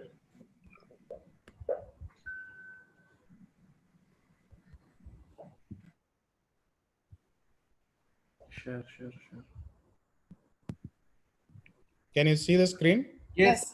Yes. Okay. Is my audio okay now? Yes, very good. Okay, thank you. Thank you, Kavita, for showing the trap. Tubes advantages, but I'll just share. So this is just a disclaimer. The image of the opponent and the RO lab are just dramatized only for the debate purposes and not for any other personal grounds. So this is my beautiful opponent. with all the jewelries, and I don't think any other space is left over for her to use any more jewelry, but still she managed to have one more from the RO lab. There's a BAS marked one, you can see from the earrings. So this is the new device which she was just talking about. So what do you really expect when you do the glaucoma surgery? One is the intraocular pressure control. Then of course, the long-term outcomes is very essential to understand how it really works. And the ease of doing surgery is extremely important. The learning curve is again important. Just looking at the other things, she was just talking about the US economy, but what we need is the Indian economy, how it is really. So, and then looking at the repeatability of the procedure is extremely important. Looking at the number of publications, there are infinite number of publications from the TRAP group. And then of course, once you see the tube group, only there are 2 publications comparing the primary tube versus the primary TRAP. And I think all of us know that how many of us really do as a primary tubes in our surgeries. So as Kavita was mentioning about, I'm also going to talk about the same primary tube versus trap surgery at the end of 1 year and 3 years. And there is another one more study in the Acta Ophthalmologica, which is comparing the Babel with the trap, that is at the end of 5 years. This is in fact a refractory glaucoma study.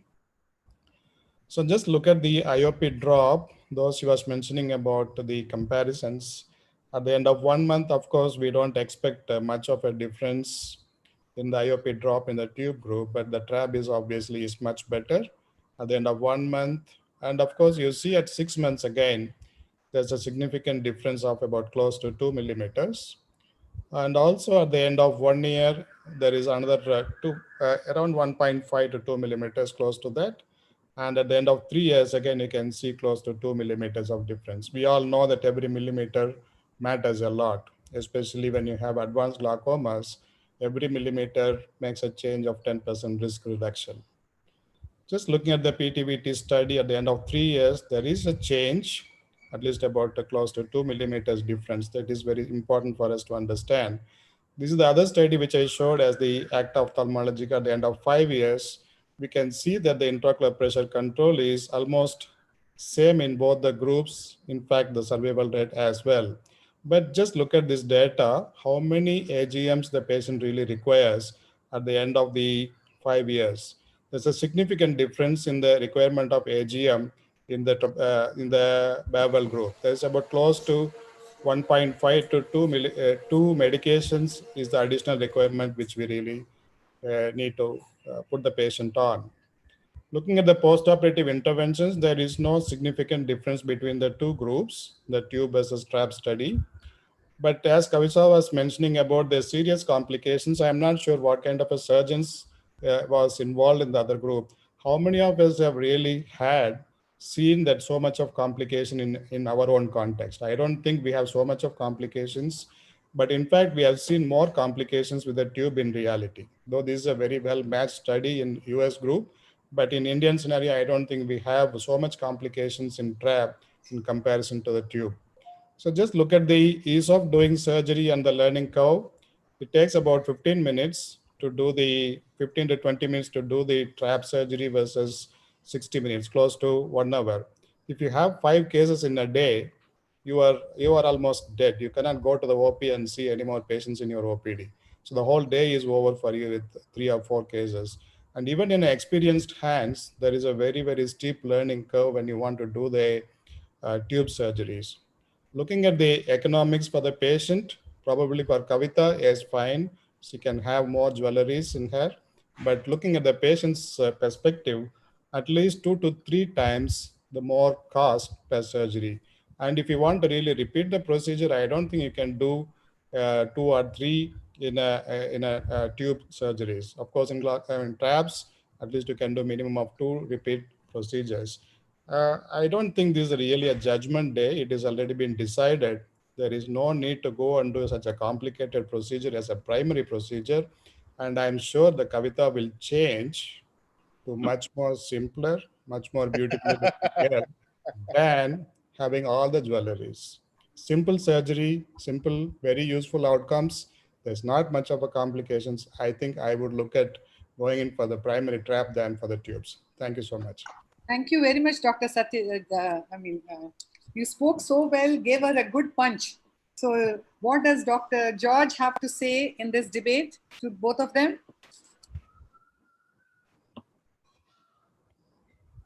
Dr. George? Dr. Chitra? Yeah, I don't think George will be a good judge in this matter. I think so, yeah. Yeah, we will ask somebody else. Maybe Dr. Vijaya, madam. I trust her. Yes. The judgment will be different from George. People, there was no need for him to be quiet. They have I always,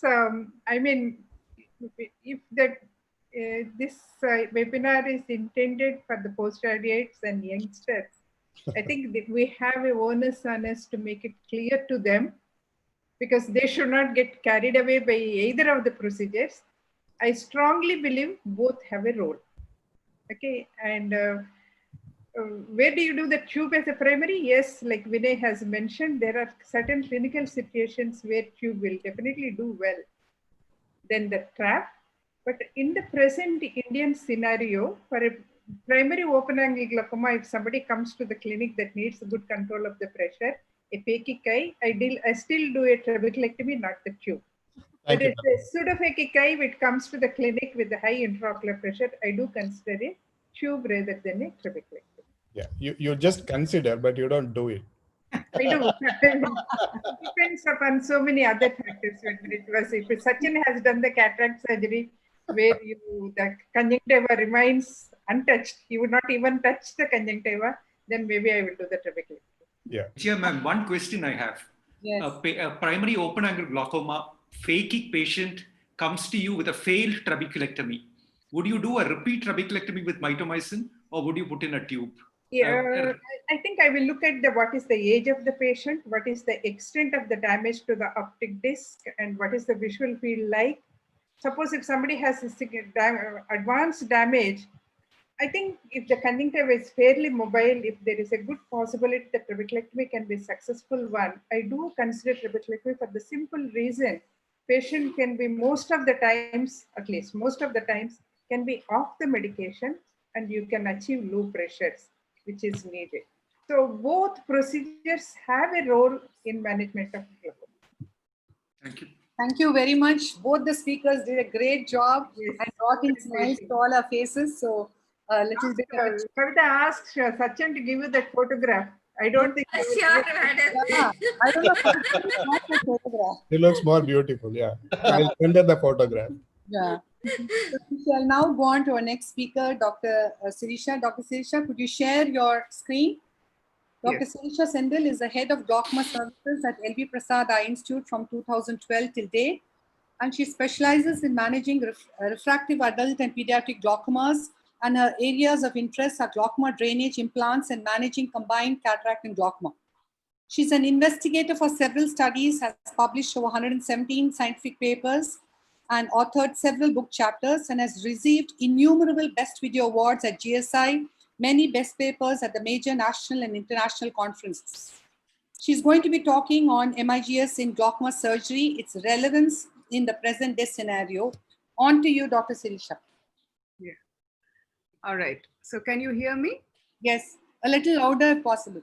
Yeah.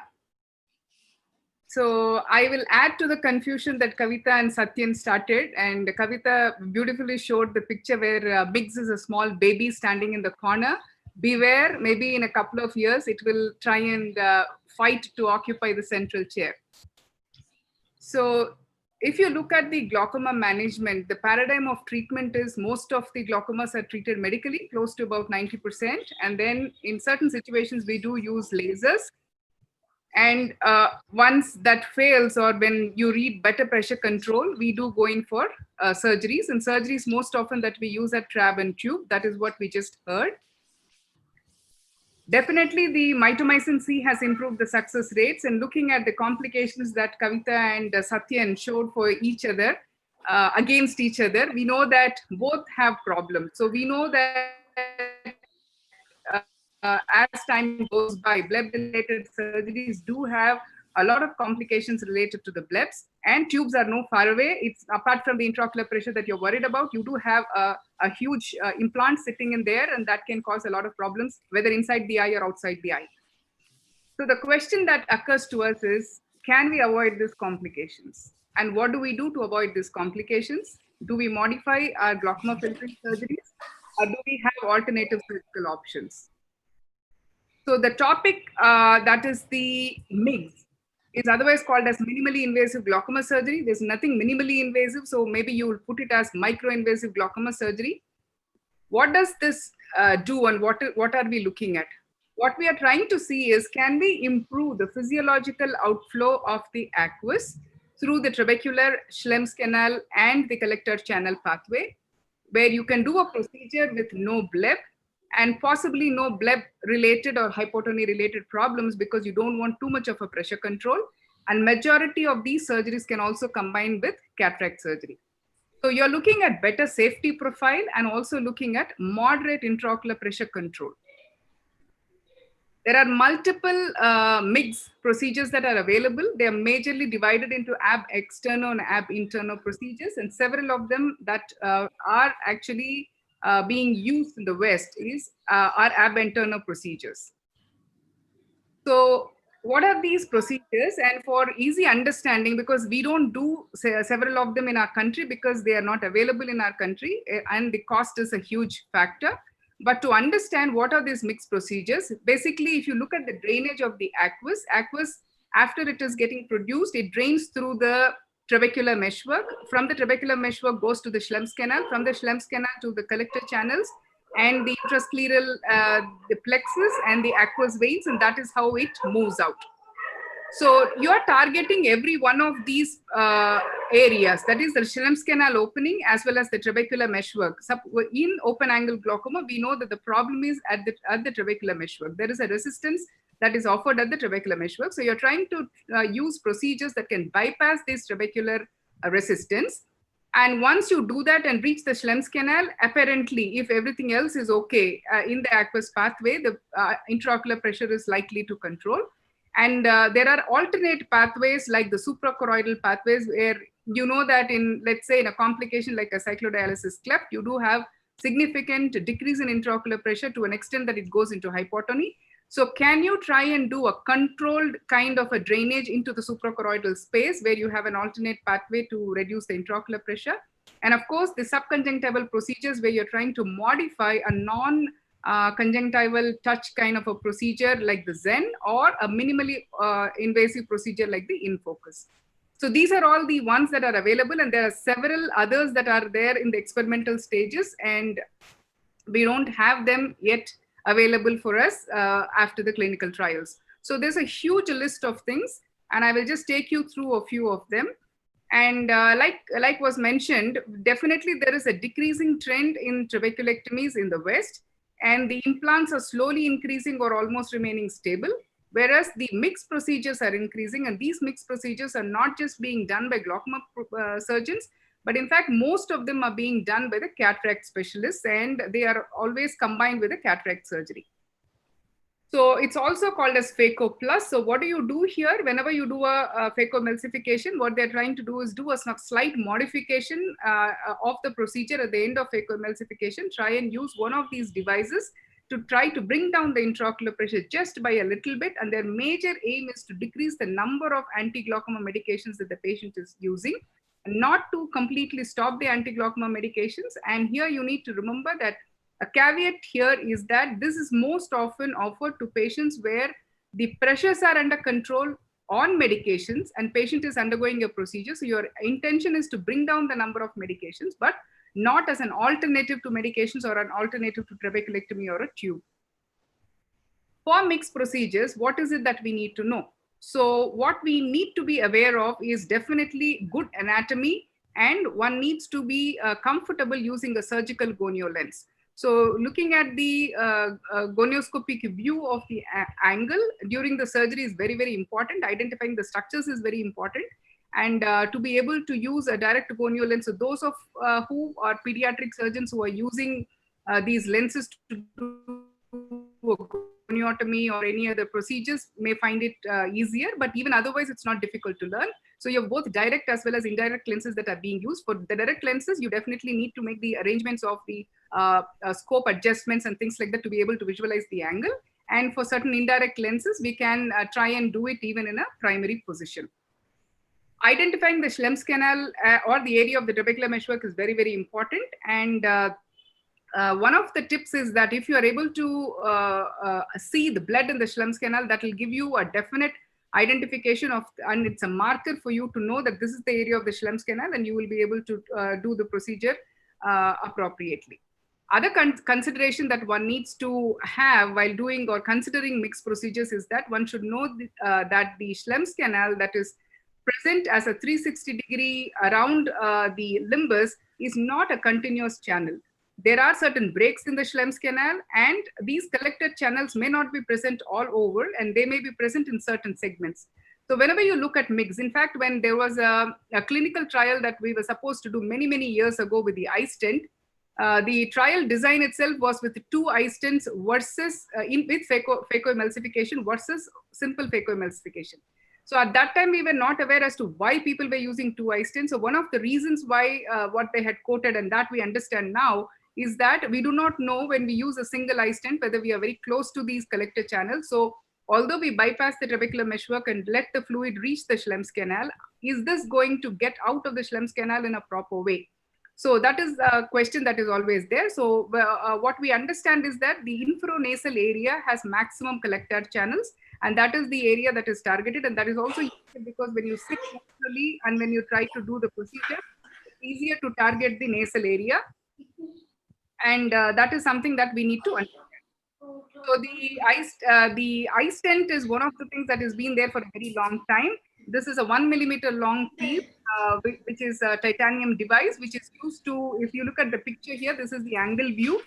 You see the snorkel-like thing where the tube, where the opening is into the anterior chamber and the stem is inserted into the Schlemm's canal.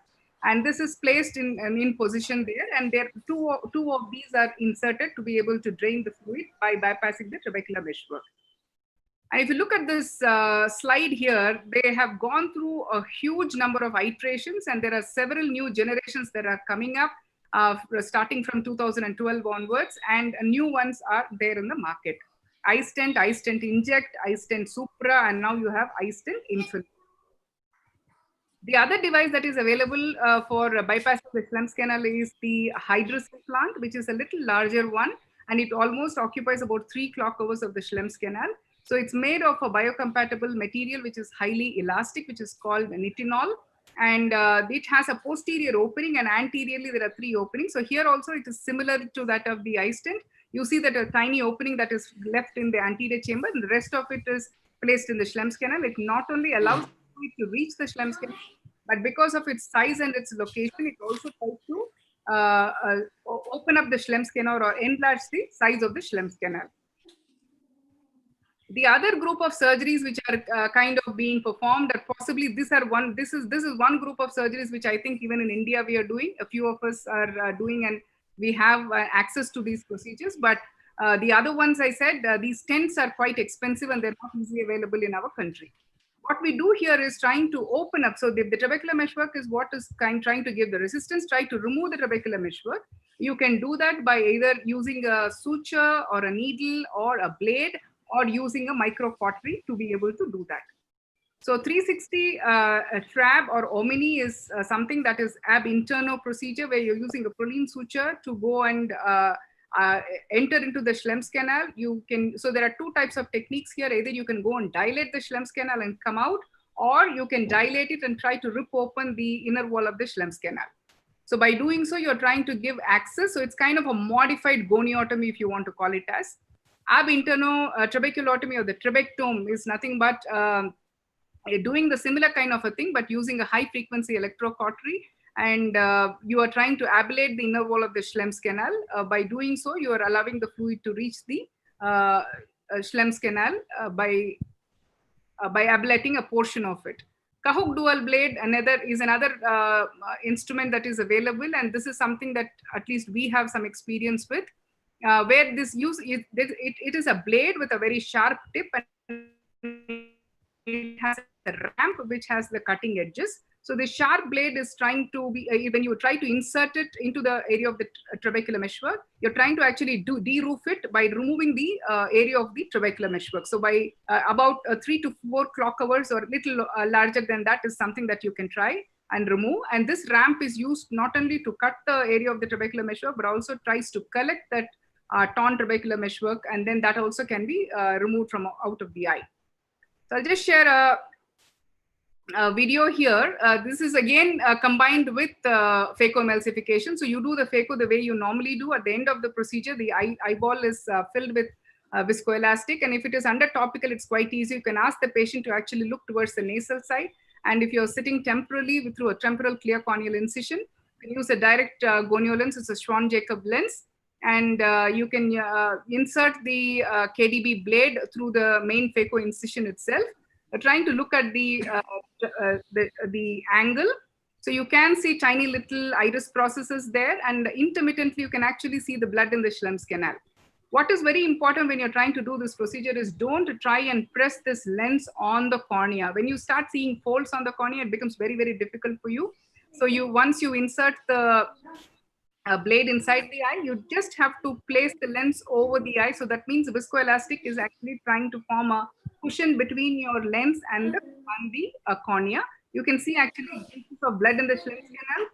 That beautifully gives you the area where you're supposed to insert. So you're trying to pierce with the tip and then try to remove a scroll of the trabecular meshwork. You can do this multiple techniques by trying to ask the patient to look in different directions, as well as by moving your lens. The only problem with this is that little bit of, you can see the blood is trying to come out. So that's the strip of the trabecular meshwork that is come out. You can go use a forceps to go in and try to remove that.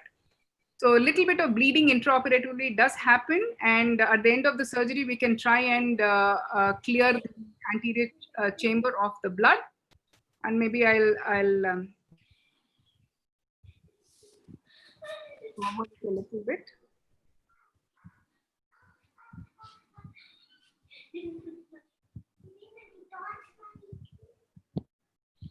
So you can use an irrigation aspiration to try and remove it. So with the IA probe, I was trying to peel off the torn trabecular meshwork strip, but it was not easy to do so. Then I used a forceps to go and remove it. So it's a very simple procedure. Post-operatively, you continue the regular medications that you're continuing. So this is a forceps, micro forceps that is used to go and strip off the torn trabecular meshwork. Okay, so for these are post-operative pictures. The good thing is that day one post-op, the eye is crystal clear. You may have microhyphema. Most often you may not even see that. And you can see the arrow pointing out here on a gonio picture where there's a cleft. And in our series, what we have seen is close to 88% of these eyes had more than one anti-glaucoma medication drop at 6 months. And that is the follow-up that we have, which is good. Like I said, again, this is not a procedure that is done in patients who require a really good intraocular pressure control, or somebody even with medications don't have a good pressure control. This is not something that is indicated. Suprachoroidal shunts are used. This is a CYPA stent, but in August 2018, based on the COMPASS trial, because of the low endothelial cell over a 5-year follow-up, this has been withdrawn from the market. There are other ab externo procedures like the Stegman canal expander and the suprachoroidal gold shunt, but then again, these are something that we don't have any experience with.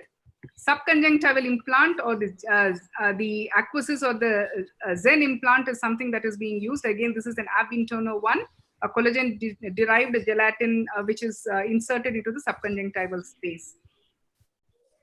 In focus microshunt, I think of all the ones that are available is very promising. It is a small arrowhead kind of a shape that is there, very tiny one. You can see this picture on the finger. It has a tube which is inserted into the anterior chamber, and it also has a very small outlet which is placed in the subsclerally in the subconjunctival space. So it also, so you can see a picture here. It causes a very, very controlled drainage of the aqueous apparently, and you may have a very low-lying bleb or maybe a diffuse kind of a conjunctival elevation, but not actually a bleb that is formed. But then we do have very limited experience, and this is not available in India yet, but that is quite promising. What do these MIGs actually help you with? They do produce decrease in intraocular pressure, but not a very great amount of decrease in intraocular pressure. What you need to look at is the number of medications. The number of medications, the lower panel here tells you. Upper panel is the pre-op medications, and the lower one in red is the post-operative medications. So number of post-operative medications definitely have come down in with all these devices. And this is again a result which shows the reduction in intraocular pressure again could be quite variable, because several of these studies may not have actually washed off the patient on medications. With medications may also have good control, and post-operatively also you will not see a good drop. But if you look at the total number of medications, significant drop is something that is seen. Where it is not indicated, definitely not in angle closures, you have significant synechial closure, not in advanced glaucomas where you want really good intraocular pressure control, definitely not in progressive glaucomas or those eyes with that require a lower target intraocular pressure, or somebody who have allergy to anti-glaucoma medications, you actually want to take them off all the medications. So again, MIGs may not be indicated in these eyes. So they are safer. Definitely it helps to decrease the number of anti-glaucoma medications, can avoid touching the conjunctiva, can bring down the intraocular pressure to mid-teens with no bleb and possibly no hypotony related problems and less complications. There are several MIGs that are available and definitely a lot more in progress. What do they have to offer us? Definitely have a great promise and increase use in the future, possibly, but one prohibitive thing is the cost that is involved. And most of them are combined with cataract surgery. How much intraocular pressure does it reduce? For how long is a question for which we do not have answers as of now. But yes, as time goes, we will have better evidence. But the biggest problem, like I told you, and I would like to re-emphasize, is affordability. Affordability is a huge problem. So for that, just a little bit decrease in intraocular pressure of and decrease in the number of anti-glaucoma medications, do you or can you afford to provide this procedure at that cost is something that we will have to worry about. But yes, it definitely has a role in certain patients, and availability is a question. Thank you for your kind attention. Thank you, Dr. Srisha, for a very extensive talk. Paucity of time, Dr. George, I would go on to our next speaker, and then we'll take the questions. Our next speaker is Dr. You should ask Tanuj to comment about it. Tanuj has done a beautiful debate about it in the past. So he will be the right person to comment about mix in Indian scenario. Thank you. Dr. Tanuj? So I think currently, I would not say mix is for India, because you have these $1,000 devices and the IOP lowering is very mild. So if you have a glaucoma patient, you require target IOP at least less than 18 or 15. With these canal devices, you cannot achieve that. Number two, now you have reports of late onset hyphema with all these GAT and the surgeries which open up the Schlam's canal. So that is a very serious complication that is occurring years after surgery. And finally, the full thickness procedures, the Zen implant, and it uses a localized injection of mitomycin C.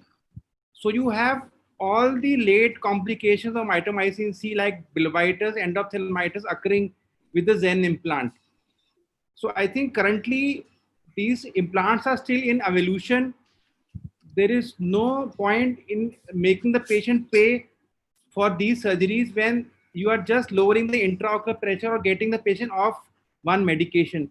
So currently, I don't think it is for the Indian scenario. We have to wait and watch, and the cost has to come down. Thank you very much. Dr. George, I'll go on to the next speaker. Do you have any other questions? Sure, ma'am. No, nothing at all. The next speaker is Dr. Sunita Dubey, who is the head of Glaucoma Services and Medical Superintendent, Dr. Shroff Charity Eye Hospital, and is a very proficient surgeon in the management of the entire spectrum of glaucoma, and has more than 100 publications and book chapters. She's also been a past treasurer of Glaucoma Society of India, and one impressive award, besides innumerable awards which she's got, is the Woman Achiever Award as a role model in health category by the Business Rankers magazine in 2017. Dr. Sunita, we shall be hearing about the nuts and bolts of implanting a glaucoma drainage device and managing their complications. But I would be very obliged if you stick to your 10 minutes. Okay, thank you, Dr. Chitra. Can you see my slides? Yes. Yes. Okay, so as we already know that glaucoma drainage devices are the time-honored alternative, and they have been the primary choice for our most complex glaucomas. And as we have heard, now they are in use increasingly, even in primary glaucomas, although we are still not using them in India as primary surgery. However, it is important to assess the patient thoroughly before planning for GD. I think the most important and critical step is proper placement of tube for the success of surgery and better long-term outcomes. And therefore, it is important to assess the extent of PAS and status of the lens, which are important determinants for the position of the tube, as you're going to place your tube depending on the extent of PAS and the status of the lens.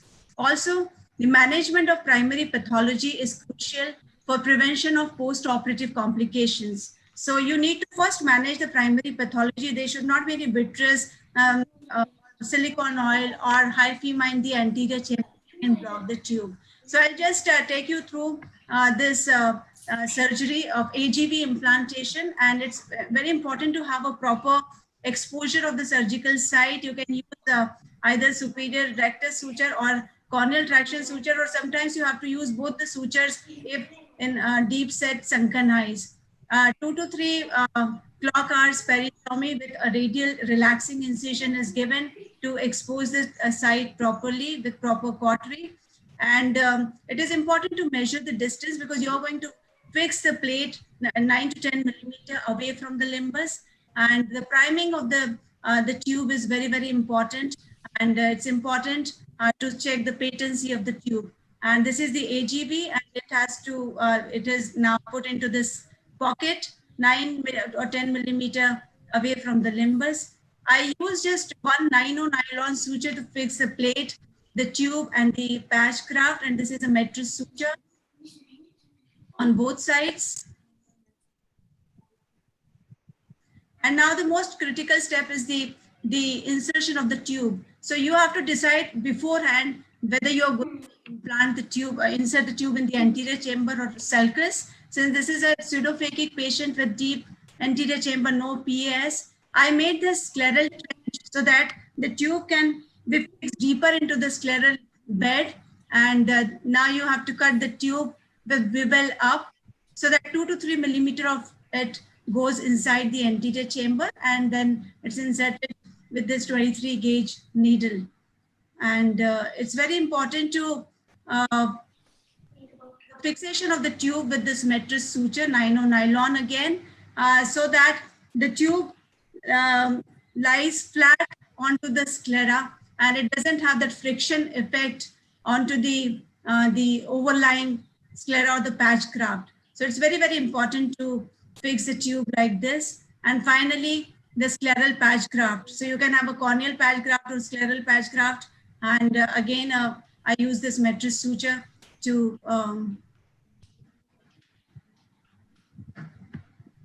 tie the scleral patch graft over the tube. And finally, the conjunctival suturing. You can even insert the tube in the pars plana, and generally you do it in very complex cases along with the retina surgeon. And here the retina surgeon has already made a port, and you can just introduce the tube through the port, irrigation port, and make sure that your tube is visible through the pupillary area post-operatively. So post-operative management is more or less same as we discussed about the trabeculectomy. However, one should remember that a Bleb can undergo a hypertensive phase, and finally a stable phase. So hypertensive phase in non-valve implant is mainly because of the peritubal leakage or incomplete occlusion. And in the valve implant, it could be because of the malfunctioning of valve implants, and therefore it is important to check the patency of the tube, or there can be other related reasons. It is more common in eyes with thin sclera. So one should be very careful. The management to begin with is conservative. However, later on, the tube is touching the cornea or the lens, it has to be dealt with surgically. Hypertensive phase is very common in valve implants, and it could be early or late, and it's said to be because of the exposure of conjunctiva and Tenon's capsule to the aqueous with pro-inflammatory cytokines, and therefore it has been suggested now that one can use aqueous suppressants at very early stage, and most of these hypertensive phase gets resolved with conservative approach. However, if the bleb becomes encapsulated, one has to resort to needling or removal of the bleb wall. Now coming to the complications, apart from the complications which we have heard for routine filtration surgery, the tube implants have very unique set of complications, and they are related to the tube design and the material, and they are tube erosion, conjunctival erosion, implant exposure, tube migration, etc. And although they are rare, they have to be managed properly. So in the early post-operative phase, the tube end can get blocked by blood, fibrin, iris, tissue, lens, material, vitreous, and it can be managed conservatively or a very simple procedure like YAG disruption of this blood clot, which can happen in neovascular glaucoma. And you can see by just putting a little bit of energy, you can just dissolve this blood clot and get a clear tube. And the vitreous, similarly, vitreous, you can do it with YAG, or if it is too thick, if it is too thick strand, then you have to resort to surgery. So this particular patient required anti-vitrectomy. Now coming to tube erosion, it is again common in patients who have undergone multiple surgeries, and it is because of the excessive tension overlying the tube, poor tissue turgor, or repeated mechanical force caused by eyelid and blinking. So it is more common even in children, and it could be because of the immune-mediated inflammatory process or ischemic damage to the conjunctiva. And it should be differentiated from wound dehiscence, which occurs early in the course of the post-operative period within 1 month. And these wound dehiscence can be resolved with conservative management. And as we know, doxycycline can be used with lubrication and a lot of steroids because it has anti-inflammatory activity and improvement in the ocular surface. So one can resort to more conservative approach in the beginning. And how to prevent tube erosion, I think already we have discussed before that you can use a long needle generated sterile tube tunnel entering 4 to 6 millimeter posterior to the limbus. So this will prevent, create a track and prevent the tube from erosion, and then scleral trench, suturing the tube, covering the tube with a patch graft, and etc. etc. So all these measures need to be adopted to prevent the tube erosion. Once the tube has got eroded, then you have to correct it conservatively, and you have to inspect the conjunctiva. If the conjunctiva is normal, you can just undermine it, put a patch graft, and do a conjunctival advancement. However, if the conjunctiva is thin, scars, or avascular owing to numerous previous surgical procedure, you have to do a pedicle graft. I'll just show a small clip here. This is, you can see this tube erosion here. Patient was referred by someone, and you have to undermine the conjunctiva. And the tube was slightly longer, so you can just cut it and reinsert it and fix the tube again, fix the patch graft. And you see there is some, the conjunctiva, I'm giving relaxing incision because the conjunctiva fell short, but you can just give this relaxing incision to so that the conjunctiva can, you can bring the conjunctiva forward, and you just have to give the incision in the conjunctiva and not on the Tenon's capsule. And I have done procedures like several procedures and like this, and then you can bring the conjunctiva up. Fibrin glue can be used, and also the amniotic membrane. So I use, in such cases, a lot of fibrin glue and amniotic membrane, and which can, amniotic membrane, as we know, can provide the basement membrane and stroma to restore conjunctival integrity, and it is anti-inflammatory also. So in such cases, it is very, very effective. However, some of these procedures, some cases do require repeat surgeries and pedicle graft.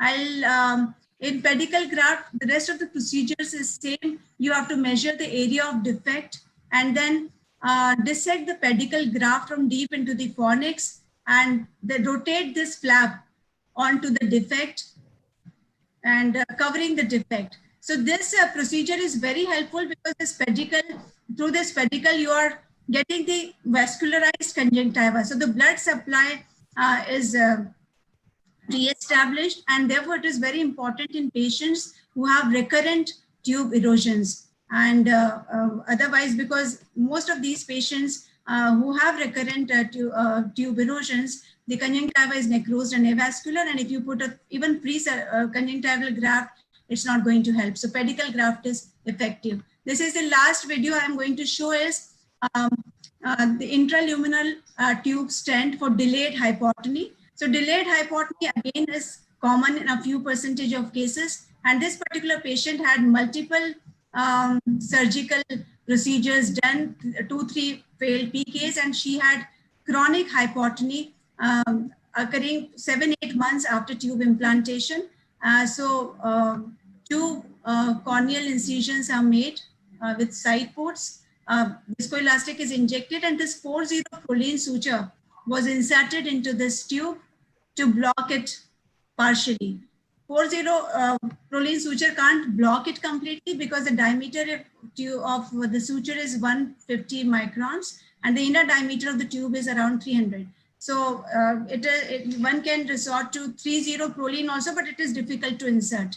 And the advantage of this procedure is that you don't have to open up the conjunctiva. As you can see here, this scleral patch graft is nicely placed and the conjunctiva is very thin. So if you try to open this, you have to resort to more complex procedures. So a simple procedure of stenting the tube may help in such patients, and if the pressure rises later, this can again be removed.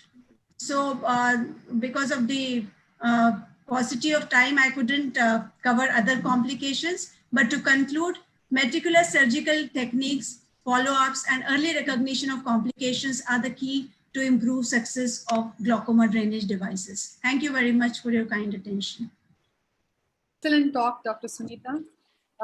Dr. George, would you have any question to ask? I would request Dr. Sunita to share.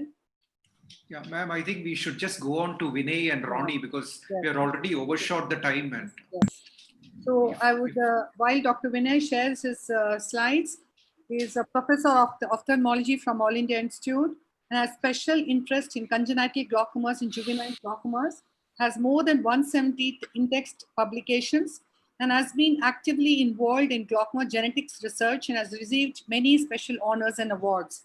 We are really lucky to have you with us, Dr. Vinay, and really look forward to hearing your talk.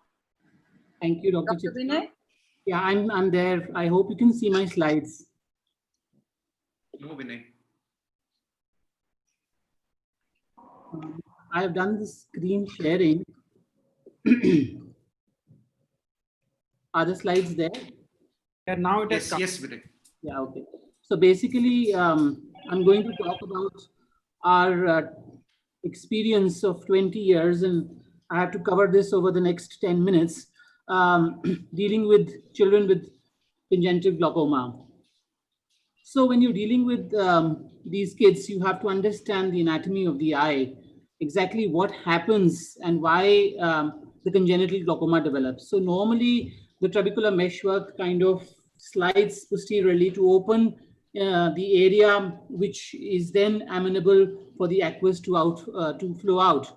But when this doesn't happen, then the iris and the uveal tissue are inserted much anteriorly, and this then prevents the aqueous to kind of get obstructed.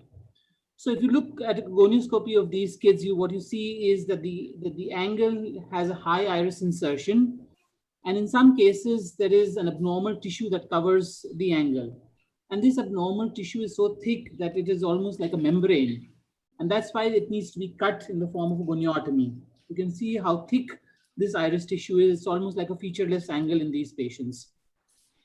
So when we did a high definition anterior segment OCT in these eyes, we found that there is actually a very thick membrane occluding the aqueous outflow. And this happens in a lot of these kids and prevents the aqueous outflow. And what also you can see is that there is no Schlemm's canal. So these images are of very high definition ASOCT in children of congenital glaucoma. Here is a case of a unilateral congenital glaucoma, and you can see the right eye, which is normal, has a normal rarefied trabecular meshwork and a Schlemm's canal, compared to, let's say, the left eye, which is affected and has an abnormal tissue at the angle and no Schlemm's canal. So apart from an abnormal tissue at the angle, they also have a lack of Schlemm's canal, and this needs to be understood when you're managing these children, because if you're doing just one procedure like a goniotomy or maybe a trabeculotomy, you're not taking care of the aqueous outflow channels totally, which in a lot of these cases, especially the ones that come to us, are abnormal. So that means the abnormality that we see in our eyes, in our Indian children with pediatric glaucoma, is more severe than what is seen in the Western countries. Another thing that you must understand is that the eye stretches. The eye stretches, the iris is thinned out, the ciliary body is splayed, the zonules are kind of stretched out. And you can also see in some cases the anatomy is so abnormal that the ciliary body is kind of taking insertion from the iris. So when you're doing surgery in these eyes, and you must understand that if you try and go very posterior, you might hit the ciliary body and you might have a lot of bleeding, or there might be vitreous. So therefore, whatever surgeries you do in these children, you have to remain quite anterior so that you don't hit the vitreous or the ciliary body. So again, the clinical significance of understanding the anatomy is that you have to be as anterior as possible when you're doing your incisions and your excisions. Another important thing that you have to understand is that these kids come in varied form. You know, there'll be children which have totally opacified corneas, and there'll be those kids who have very large corneas but have got, which are clear. So then your decision making, your decision to operate depends upon what is the condition of the eye. If you cannot see any of the structures, like in this particular case, then probably you will just do a trabeculotomy with a trabeculectomy. On the contrary, in this particular child where you can see your angle and the glaucoma is not so severe, you could go get away with doing a goniotomy. But then you must understand that whatever surgery you decide to do, you must understand that that has to be the best and the most appropriate option for you, because you do not want to expose this child to multiple anesthesias. You do not want multiple surgeries, multiple EUA visits, and therefore all of the problems that are associated with this, which are associated with the parents also. I can go on with showing you a video of a trabeculectomy with a trabeculotomy, because this is important when people are doing it. And the important questions which a lot of ophthalmologists want to know is whether to do a limbal-based trabeculectomy or a phonics-based trabeculectomy in a child. In a very young child, less than 2 years, I would always do a limbal-based surgery, because a phonics-based surgery in a child means a lot of sutures, and these sutures will then have to be subsequently removed. And we do not want to do that, because we want to avoid as many examination and anesthesia visits as possible. The other thing that you must understand is that the Tenon's capsule is extremely thick in these children. So because it is very thick, in some cases, some people like to do a tenectomy. Mitomycin use is important. I use mitomycin in almost all children, primarily because the fibrosis is very quick and very fast. And therefore, it is imperative that you use mitomycin for optimal success rates. Another thing when you're doing a trabeculectomy that is different from adults is that because the sclera is very stretched out and thin, these kids will have a very paper thin sclera. And therefore you have to be very careful when you are doing a scleral incision and when you're doing your scleral flap, because it might just tear through, and which could be a disaster in managing the complications later on. So therefore, when you're doing a scleral excision, you have to be very sure that you're very gentle with the sclera, and you make a large flap. You see, a large flap means that you are able to excise a large amount of trabecular meshwork. Because unlike adults, here 1 or 2 punches will not work. There is total dysgenesis 360 degrees, and therefore you have to kind of excise also a large amount of trabecular ostium. The rest of the surgeries is more or less the same. Since it's a trabeculotomy, you have to understand the anatomy again to be able to know your landmarks, where you have to make an incision. to get your Schlemm's canal. So some people like to tell the anesthetist to give a slight pressure at the jugular vein so that you can get blood into the Schlemm's canal, and that makes easy identification of the Schlemm's canal possible. But in most cases, once you're experienced, you can kind of get the Schlemm's canal easily. We also tend to put the mitomycin for some time under the scleral flap, because in children, the sclera itself gets fibrosed very quickly. So it's important to have some antifibrotic under the scleral flap. So now we are identifying where the Schlemm's canal is. It's generally at the zone where the sclera meets the blue limbus. And once you're experienced, you can actually find it very quickly. But in those eyes where the limbus is extremely stretched, it might be extremely very difficult to get the Schlemm's canal. Now, for example, in this case, it was easy, and you can see that there's a sudden gush of fluid, and you're pretty sure that you are into the Schlemm's canal. It's also important that you do your trabeculotomy with a good Harms trabeculotomes. Getting access to a Harms trabeculotome is also difficult because it's not everybody makes it, but it has to be of adequate caliber, and it should not be too thick or too thin. So this is the trabeculotomy being done on both the sides. It's important that you do not touch the uveal tissue, because if you do that, then there will be a lot of pigment release. So when you see blood, then you're pretty sure that you are into the Schlemm's canal, and this is on the other side. So the idea is that you're actually doing two surgeries. You're doing a trabeculotomy with a trabeculectomy, which means that you are increasing the success rate. That means even if one of the surgeries fails in these kids, the other surgery takes over, and that gives a much longer term success rates compared to, let's say, doing a single surgery, like doing only a goniotomy or only a trabeculotomy. So a trabeculectomy with a trabeculotomy is the ideal, especially in those cases which have very advanced disease, those cases where the cornea would not give you access to do a goniotomy. So as you can see, I've made a very large ostium in this child, primarily because the chances of failure are very high. So I'm not going into the further surgery because of lack of time. The next important surgery in these kids that you have to do is goniotomy. So this goniotomy I've done under the intraoperative OCT, and you can see that there is a high insertion of the angle of the iris, sorry, in this case, and you can see the abnormal tissue at the angle, which needs to be cut. As I said, goniotomy is to be primarily done in children who do not have an advanced stage of glaucoma, where the cornea is clear and where you can get away with a surgery which might give a good long-term surgical success without having to create a bleb.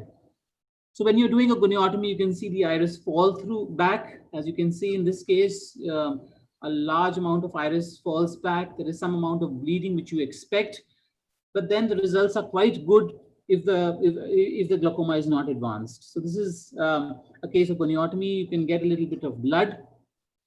People have also described doing a 360 degrees trabeculotomy, which is circumferential. The problem with this is that you may not get access to 360 degrees all the time, which makes the failure rates pretty high. The results of surgery in children are miraculous. You can see how a hazy cornea completely clears up in a lot of these kids. This child who was brought to me 1 year after surgery, I was shocked when the parents showed me how the child looked when he was born, and you can see the dramatic improvement, and now the child is seeing well and is mobile. Another thing that is miraculous or dramatic that happens is the cup disc ratio. The cup disc ratio totally comes back to its normal size, which is very good in these children, and it's more important to document that this is happening.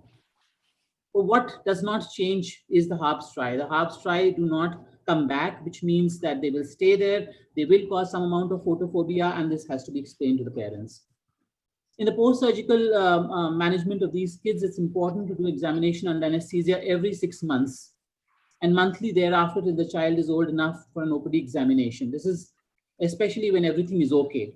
But when the things are not well controlled, you may have to do the EUAs more often. And every EUA must be accompanied by doing a refraction and intraocular pressure, and of course, doing amblyopia therapy as quickly as possible. Refraction is important because once you've done surgery, there is a possibility that the axial length might change. It may decrease, it may increase, and this can be found out or monitored when you are doing subsequent refractions. So managing these kids is just not about doing surgery, but it's also about managing the strabismus, the amblyopia that ensues, as also in some cases you may require keratoplasty. Also, something that is overlooked in these children is the fact that a retina evaluation needs to be done, because if their axial lengths are long, then they will have a lot of chances of peripheral retinal degenerations and retinal detachments that also need to be looked into.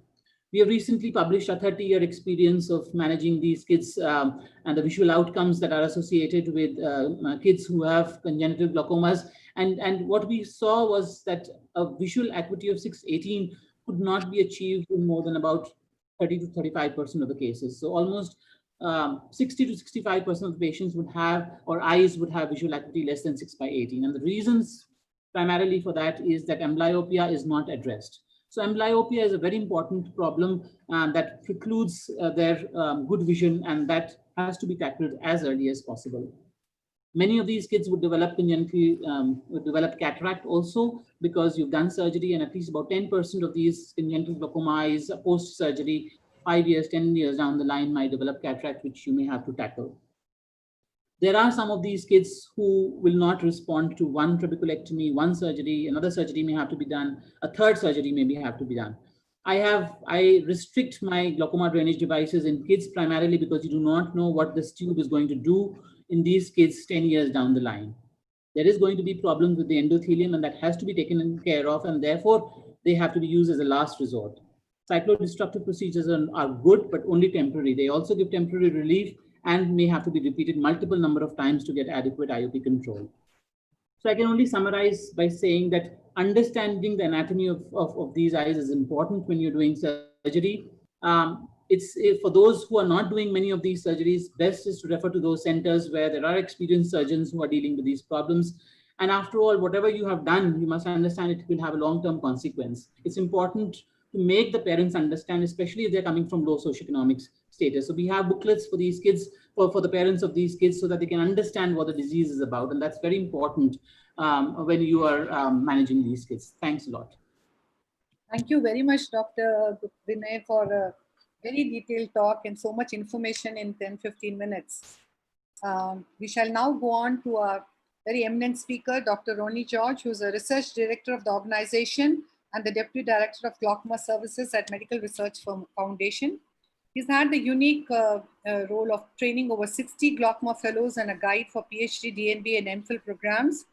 He has published over 125 peer-reviewed indexed articles and is presently on the Education Committee of the World Glaucoma Association and the editorial board of the Journal of Glaucoma, and also the section editor for the IGO, besides innumerable posts which he has held, and has been a recipient of innumerable awards.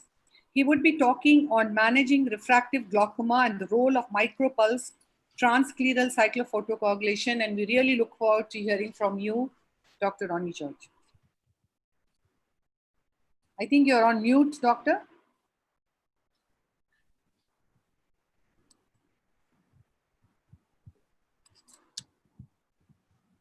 Ronnie, we can't hear you.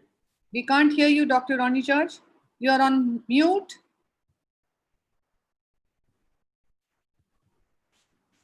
Admin can unmute him. Huh? Admin can unmute him. Admin? Mr. Sunil? Yes, ma'am. Could you unmute Dr. Ronnie George?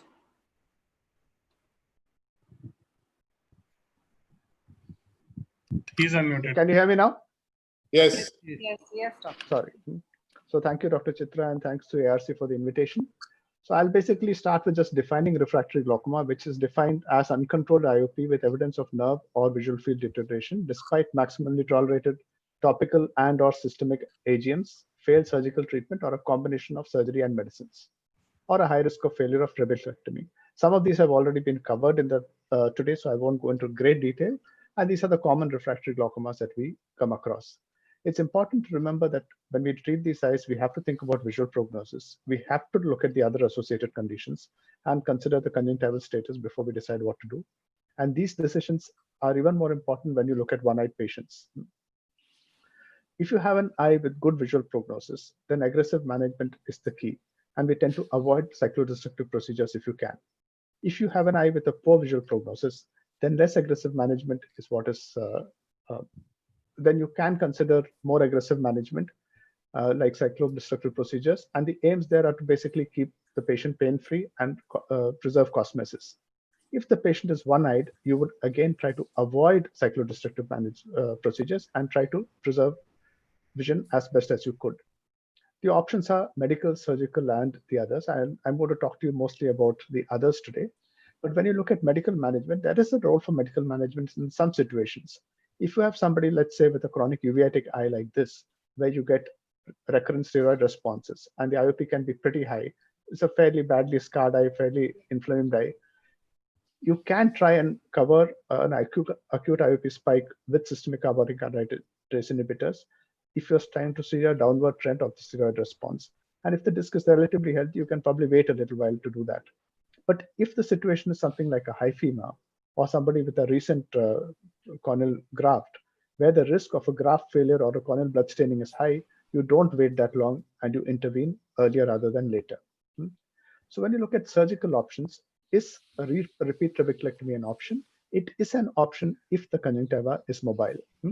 And also in an eye like this, which has had a previous trabeculectomy, where the previous trab has worked for 3 to 5 years, and there is space to do a second trab, you would consider doing a second trab, provided your gonioscopy shows you that there is no high PAS in the superior angle, which would impact your surgical success.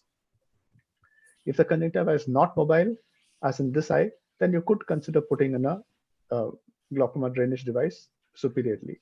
If the entire superior conjunctiva is scarred, you could even try putting the glaucoma drainage device inferiorly.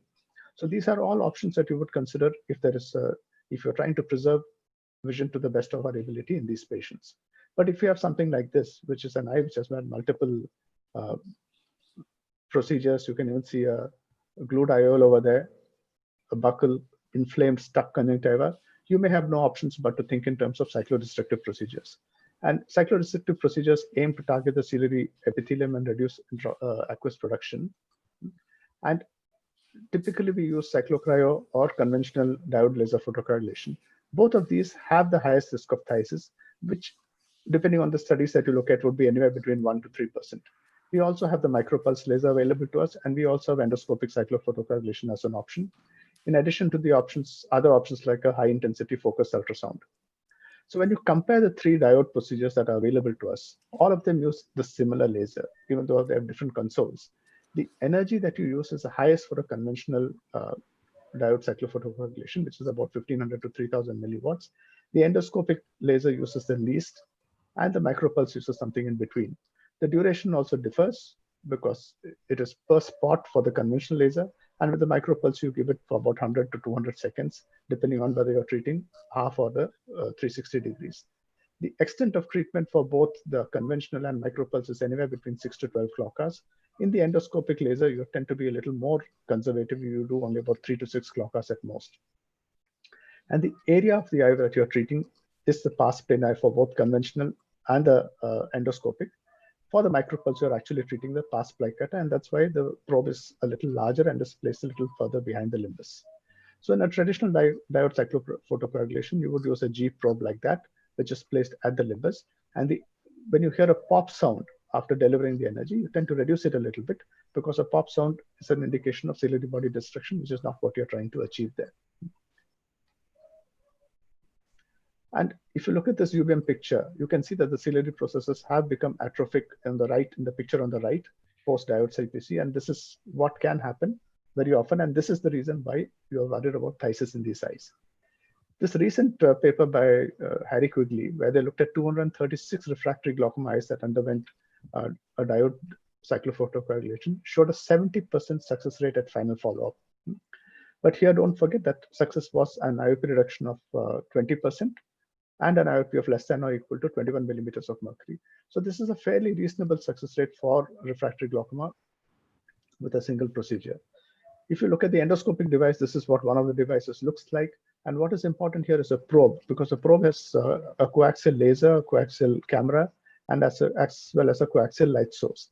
It is an intraocular procedure. So unlike the other two procedures, you have to enter the eye, you have to make a clear corneal entry, and you typically would deliver the laser like this. And this whitening of the ciliary process that you're seeing is the endpoint. So this is very good when you have a very sort of disorganized anterior chamber, because you can then treat only that portion of the ciliary process that you want. And if there's a lot of atrophy, you can even decide not to treat them. And this is sometimes useful when you're doing a procedure for the second or the third time. How does endoscopic cyclophotocoagulation do with refractory glaucoma? It also does pretty well. And if you look at this review on endoscopic CPC, you see fairly good intraocular pressure reductions in most of the papers. But don't forget that most of them continue to need 1 or 2 or more glaucoma medications. The micropulse diode also uses a different console, even though the laser is similar. And this is what the probe looks like. The difference between the micropulse and the conventional diode is that it subdivides the energy into short pulses with specific on and off times. So a device with a 31.3 duty cycle will have an on time of 0.5 milliseconds and an off time of 1.5 milliseconds per cycle. And this minimizes heat buildup, and that causes less damage to the adjacent non-treated tissue. So you basically treat this using sweeping movements.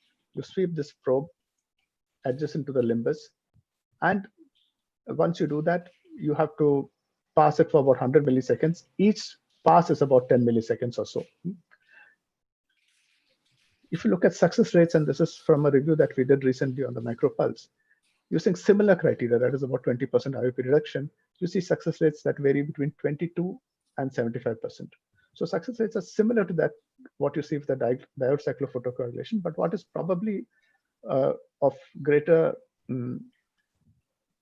benefit to us over here is that the risk of phthisis is much lower. But you do get some patients with good vision who complain of some amount of visual acuity drop, especially in the short term. I'll finish with the high intensity focus ultrasound, which uses a different principle. It tries to focus light on the thermal energy onto one point and prevent damage to surrounding tissues. And what happens with that is you get a very focused little band of small increases in temperature, which achieve the same result as the cyclophotocoagulation. The advantage here is because you have to do a UBM or an ASOCT for every patient, you can then choose what transducer size you want, and you can therefore target the ciliary processes more accurately. And it's fairly simple. This is what the device looks like. You have a cup like this, which you place on the eye, and then this is filled with the fluid. The transducer is placed here, and that's what the eye looks like at the end of it. In our own series of about 20 eyes or 24 eyes, we found eyes with a pretty high baseline IOP of 44 millimeters. The intraocular pressure actually dropped by close to 50%. These were all blind eyes, and we had fairly good results with those. In terms of side effects, nothing very major. We had transient hypotony in one patient, which recovered on its own, but otherwise there was nothing very major in this rather small series. So in summary, refractory glaucoma is difficult to manage. In sighted eyes or one-eyed individuals, every effort should be used to use conventional surgical techniques before you go to cyclorestrictive procedures. And all cyclorestrictive procedures should be used with caution, both because of the risk of phthisis and of sympathetic ophthalmia. Thank you. Thank you very much, Dr. Ronnie George. And Dr. George, do you have any questions on the audience list which you would like to ask? Actually, we've had a very good number of viewers. I would put it on the group later, which just tells us, ARC, that having the best cream of speakers from a specialty helps you have a great attendance. Oh, nearly 5,000 people have been watching us, and there are still some waiting. So before we conclude, are there any salient questions which Dr. George you would like to ask? Just one question to Dr. Ronnie. With the advent of Cyclo G6 micropulse, have you positioned your cyclorestrictive procedures a little earlier than what you would do with diode cyclophotocoagulation in your glaucoma armamentarium? See, unfortunately, one of the problems with the publications that you see on the Cyclo G6 or on the micropulse is that there are no actually good controlled publications. There are about, if you look at the literature, there are 800 odd eyes which have been treated in about 40, 50 different studies. Each of them are small studies. And the outcomes for most of them, success is defined as an IOP reduction of less than 20%, which for most of us in refractory disease is problematic. So I'm not really convinced that the evidence is there. And I would actually advise you to read Harry Quigley's beautiful editorial on this, where he talks about the evidence about with relation to macropulse. So I think the jury is still out there regarding that. Thank you. Dr. George, some more questions? No, just one more question probably for Professor Dada. Do you see a mixed device that would be as efficacious as a trabeculectomy or a non-penetrating glaucoma surgery? And do we see anything in the foreseeable future for India? I think the device which has got the best IOP lowering efficacy is the in-focus microscope, which is now called the pressure flow. So that in that device, you are opening up the conjunctiva, putting mitomycin C, and then putting a tube. The advantage is that it's a standardized tube, no iridectomy, and there is a slightly posterior bleb. So that device has the IOP lowering efficacy equal to trabeculectomy, but at a very exorbitant cost. So if you take away the cost, then probably it is equivalent to trabeculectomy, and that is the only device which has some potential to match trabeculectomy. All others are potentially failure as far as moderate to advanced glaucoma patients are concerned. I have a question, Dr. Vinay. What would be the most diagnostic factor in congenital glaucoma? Diameter of the cornea, Habs striae, photophobia, lacrimation, biometry, or IOP?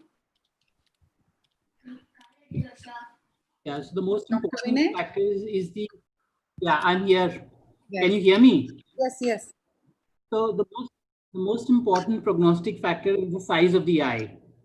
So if the eye is very large, very large corneal diameters, very large axial lengths, corneal diameters of 14 or more, axial lengths of 24 or more, these are the eyes which are likely to have poor prognosis. Similarly, neonatal glaucomas will have poor prognosis compared to infantile glaucomas. And unilateral will always have poor prognosis compared to the bilateral ones, because you can never get the amblyopia therapy achieved in those eyes. So some of them, yeah. Dr. Sunita, I have one question for you. Between AGV and RD, how do you choose one over the other? Is there any condition where one has a key advantage over the other? Yeah, actually, in most of the secondary glaucomas where you need immediate reduction of intraocular pressure, you need to do AGV in such cases, because RD implant may take some time for the pressure to reduce because you need to tie the tube. So in most of our secondary glaucomas where we need immediate reduction of intraocular pressure, I prefer to use AGV. Dr. George, your thoughts on that? Yeah, probably I'm more biased. We use much more of the non-valve device, but if there's one situation where I would avoid a non-valve device is an uveitic glaucoma, where chronic hypotony would be a major issue, and I would go with an AGV. Also, elderly patients with very advanced glaucomatous disc damage and visual field loss, again prefer a valve implant because the risk of hypotony is slightly more with the non-valve. All these publications have shown that there is a more severe risk of hypotony in the non-valve implant compared to the valve implant, but the benefits of having